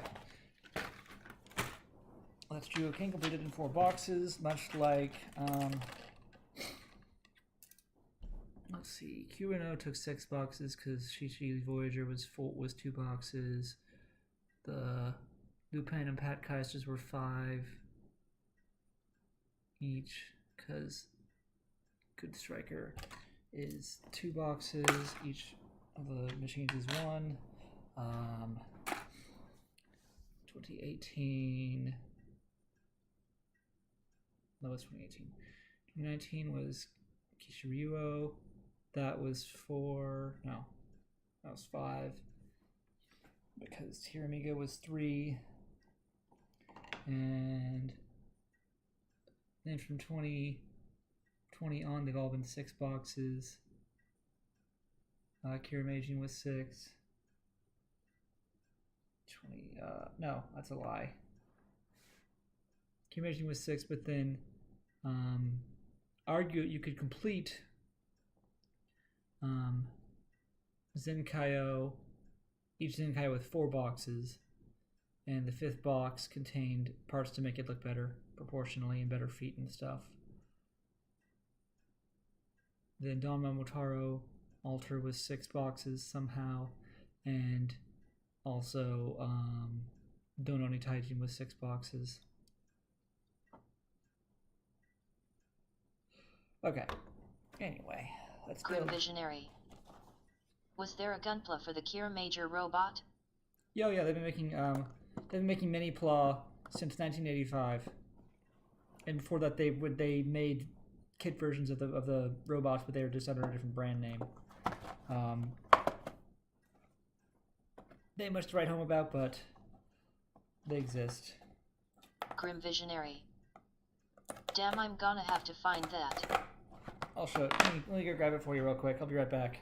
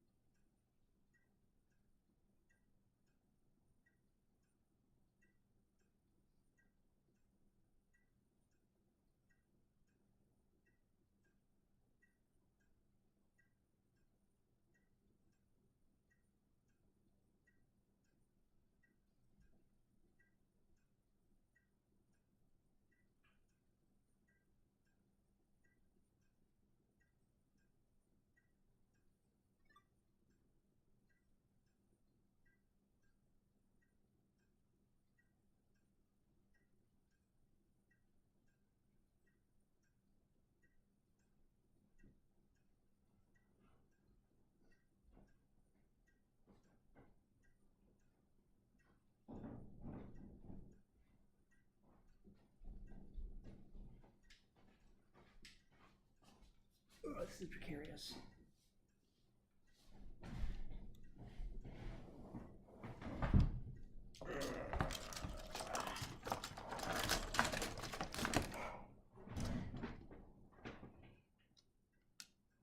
Grim Visionary. I love everything Kira Major. Okay, here's Kiramaging. Kishiryuo. No falling allowed.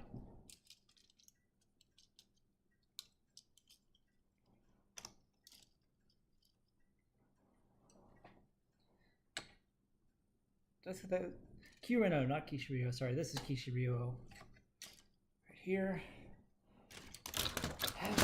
And I'll go my Grim Visionary. I have the normal toy of Kira Majin, but a gunpla of it sounds fun. Let me flip my view here. Better to balance this up.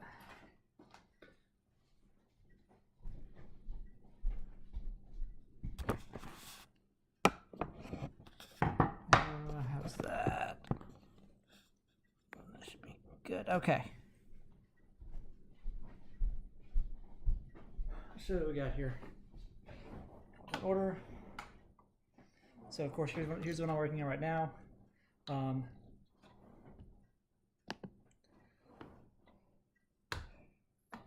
Here is Zyuoh King, 17, Renault, 18, Lupin Kaiser, Kishiryuo, who I built just a couple weeks ago. You can check the stream for that.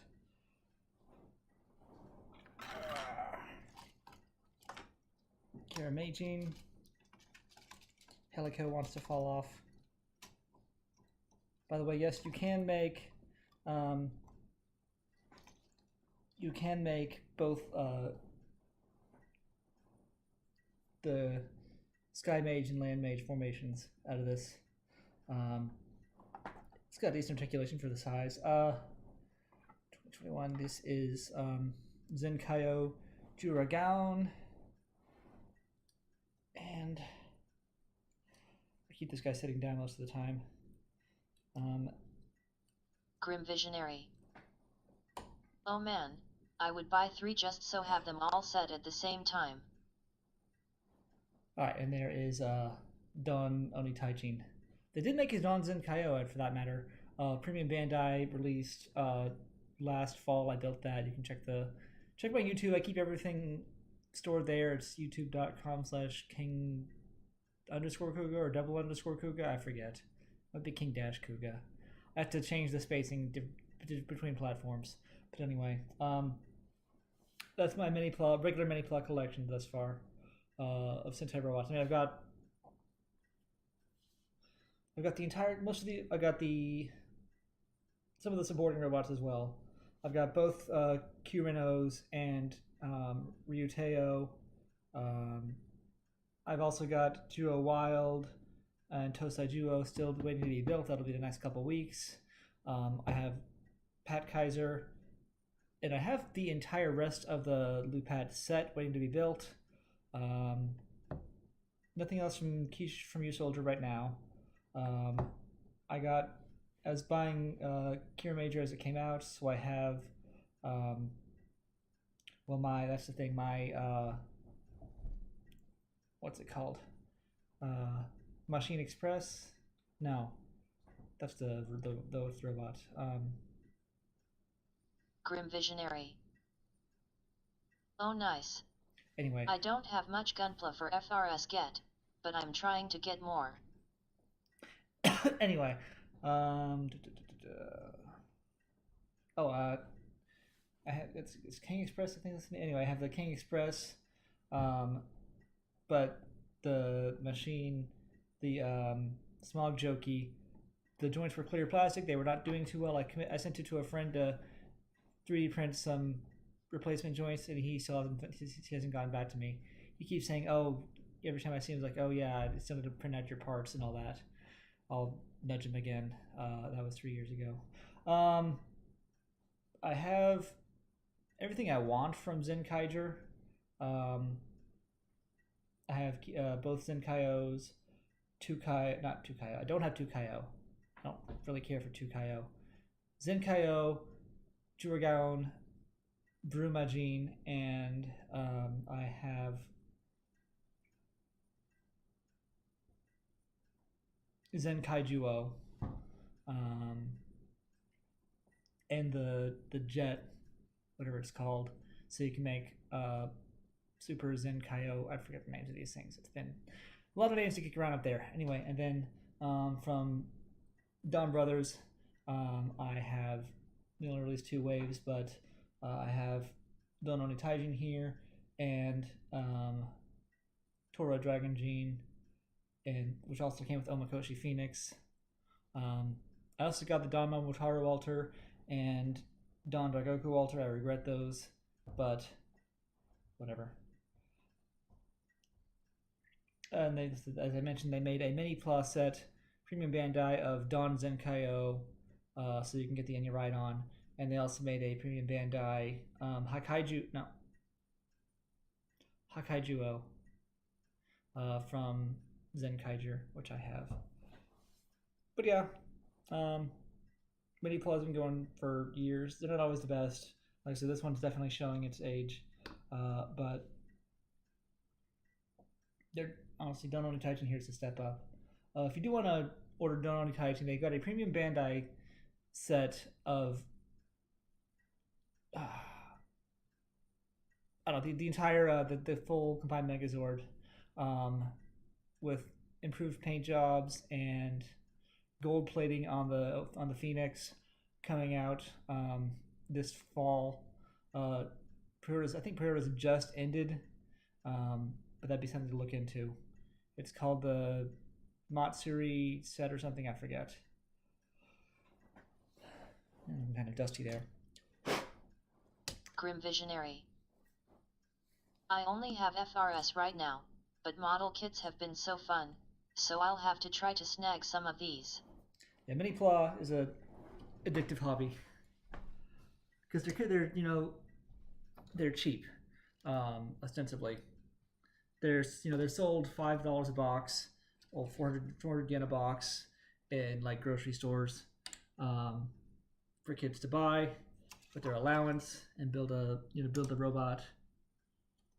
And the trade-off for not being as sturdy as the deluxes is a better articulation. But they can definitely add up. All right, now, before the clock strikes midnight, let me build this last guy. Grim Visionary. I saw a few Gundam ones at my Walmart, which was wild to see. Yeah, Walmart does carry those, don't they?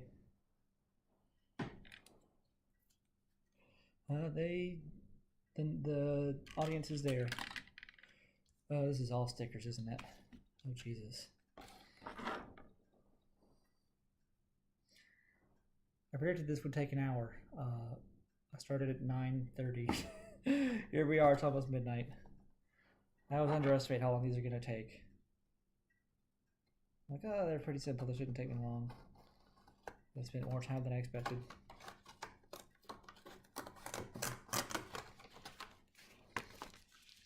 Verdict Scribe, if you're ever watching the replay of this, I apologize for stealing your night. Alright. A3. This is Cube Kirin, if I didn't mention that.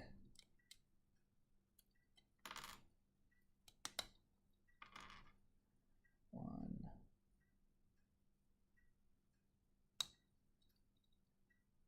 And B4.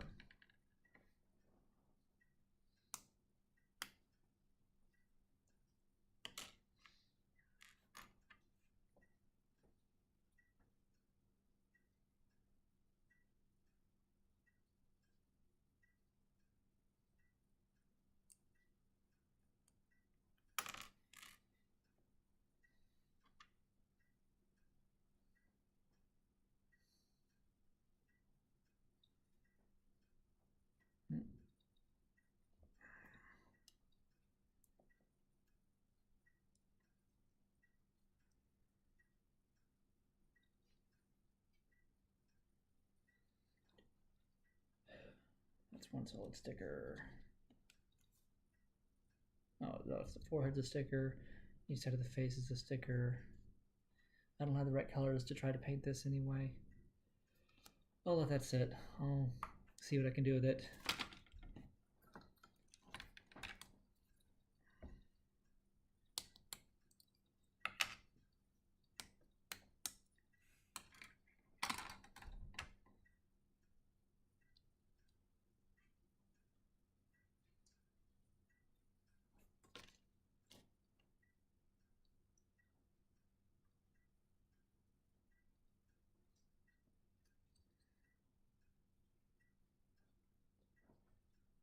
is hungrier than usual? I don't know. Cats wandering around, they want something. A6 and A7.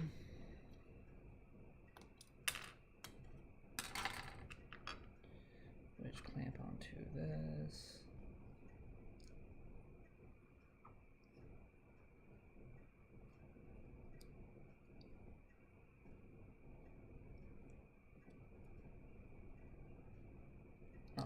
Oh, I was supposed to put on this one first.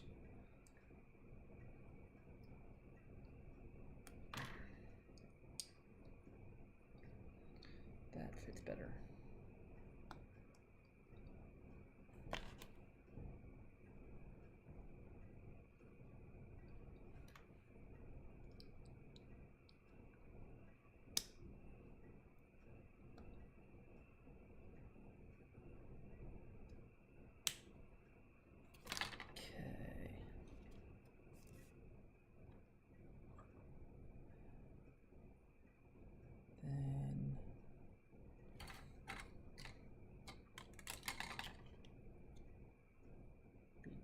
Two.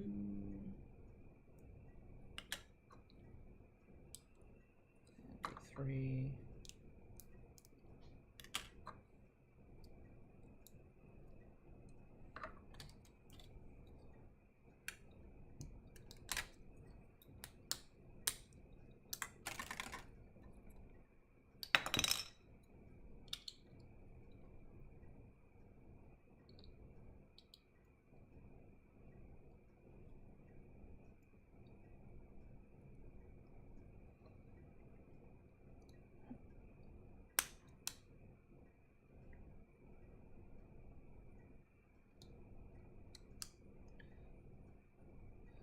There's exclamation point, markers, yeah.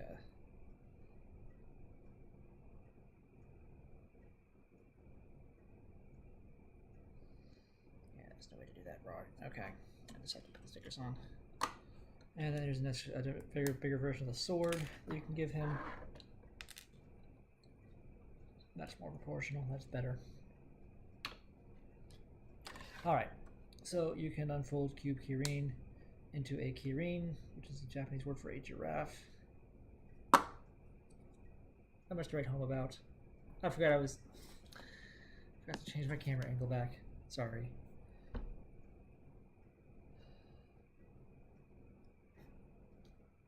Oh, that's for the final combination, right? Or actually future combinations. Grim Visionary. Just a little guy. Yee. I'm just a poor giraffe from a poor family.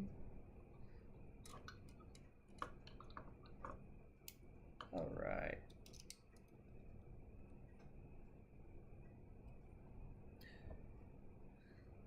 Cannon time. Alright. Hiko Kablooey. So yeah, like I said, I can paint that later. Or, sorry, no, I can't paint that. I don't have the right colors for that. Let me take this apart real quick. Get everybody back in cube modes. I was very inconsistent about what I was going to stick or what I was going to paint, what I was going to save for later. That's the wrong joint. Ugh. That has been Minipla, Zyuoh King.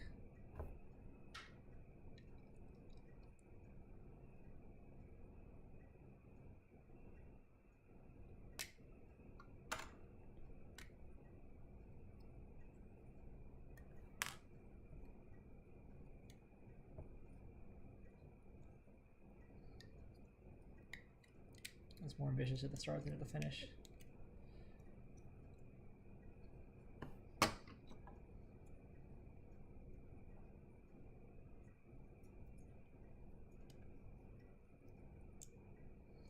Cube mode.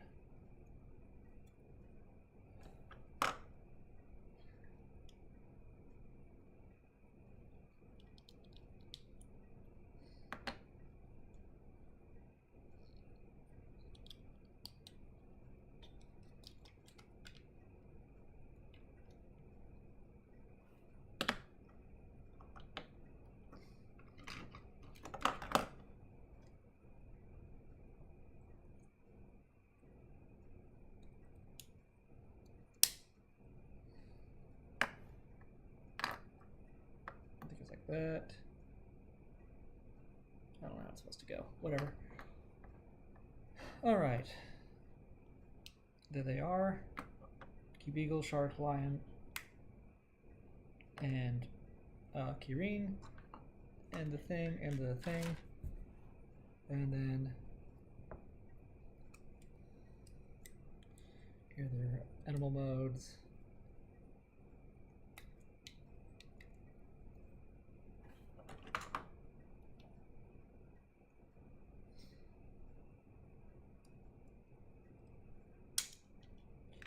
So on the deluxe, that's spring loaded and shoots out the back.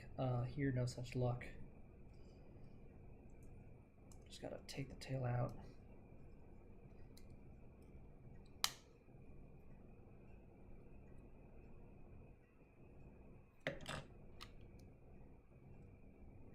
So if I'm not gonna use the cube modes very much anyway.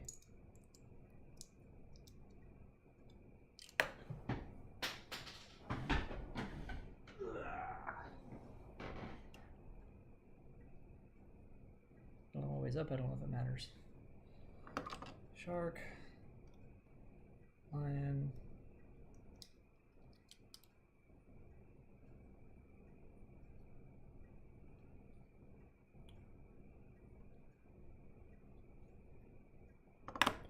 and Kirin.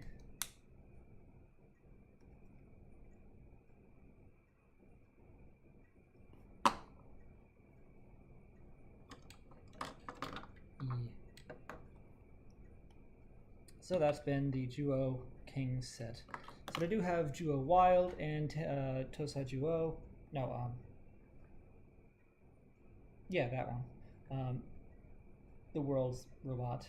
I have that to be ready to build. We'll see when I do those in the upcoming weeks.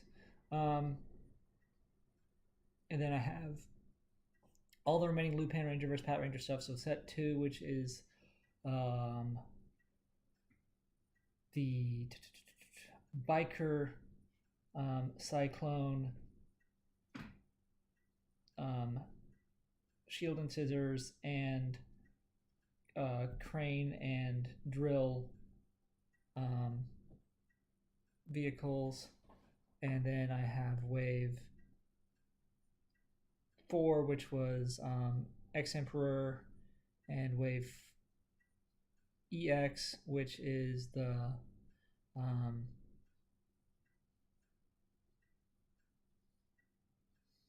that's Splash, Magic, and Splash Magic, Siren Striker, Victory Striker, and Lupin Magnum. Have those to build. And I think that was it for my big order the other year, last year. It's the remaining Zyuoh stuff, and then the remaining Lupat stuff. And by the time I get through all that, should be into May. I've got more big boy kits to build. I just got a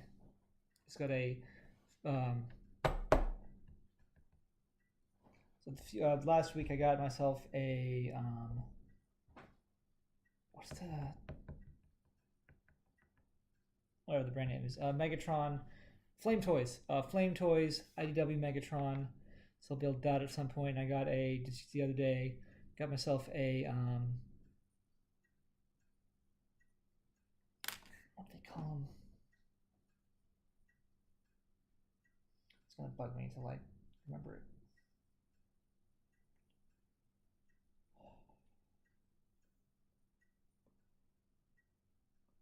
Figure Rise Standard Amplified Machine Dramon. So I'll be building that soon-ish. But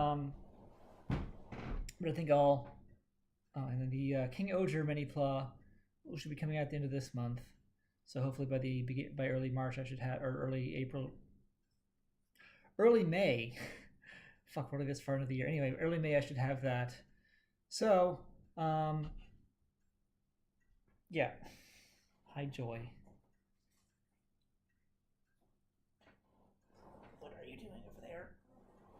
Grim Visionary. Sweet. But yeah, normally I stream on Fridays. No, I stream video games on Friday for Free Play Friday. Saturdays is my build stream, ordinarily Snap Together Saturdays. And then every other Sunday I alternate streaming anime or tokusatsu or whatever with a friend of mine. I'm currently working through Kamen Rider Blade. It's all on my Twitch, Facebook, and YouTube. And yeah, that's my schedule. And I pet my cat.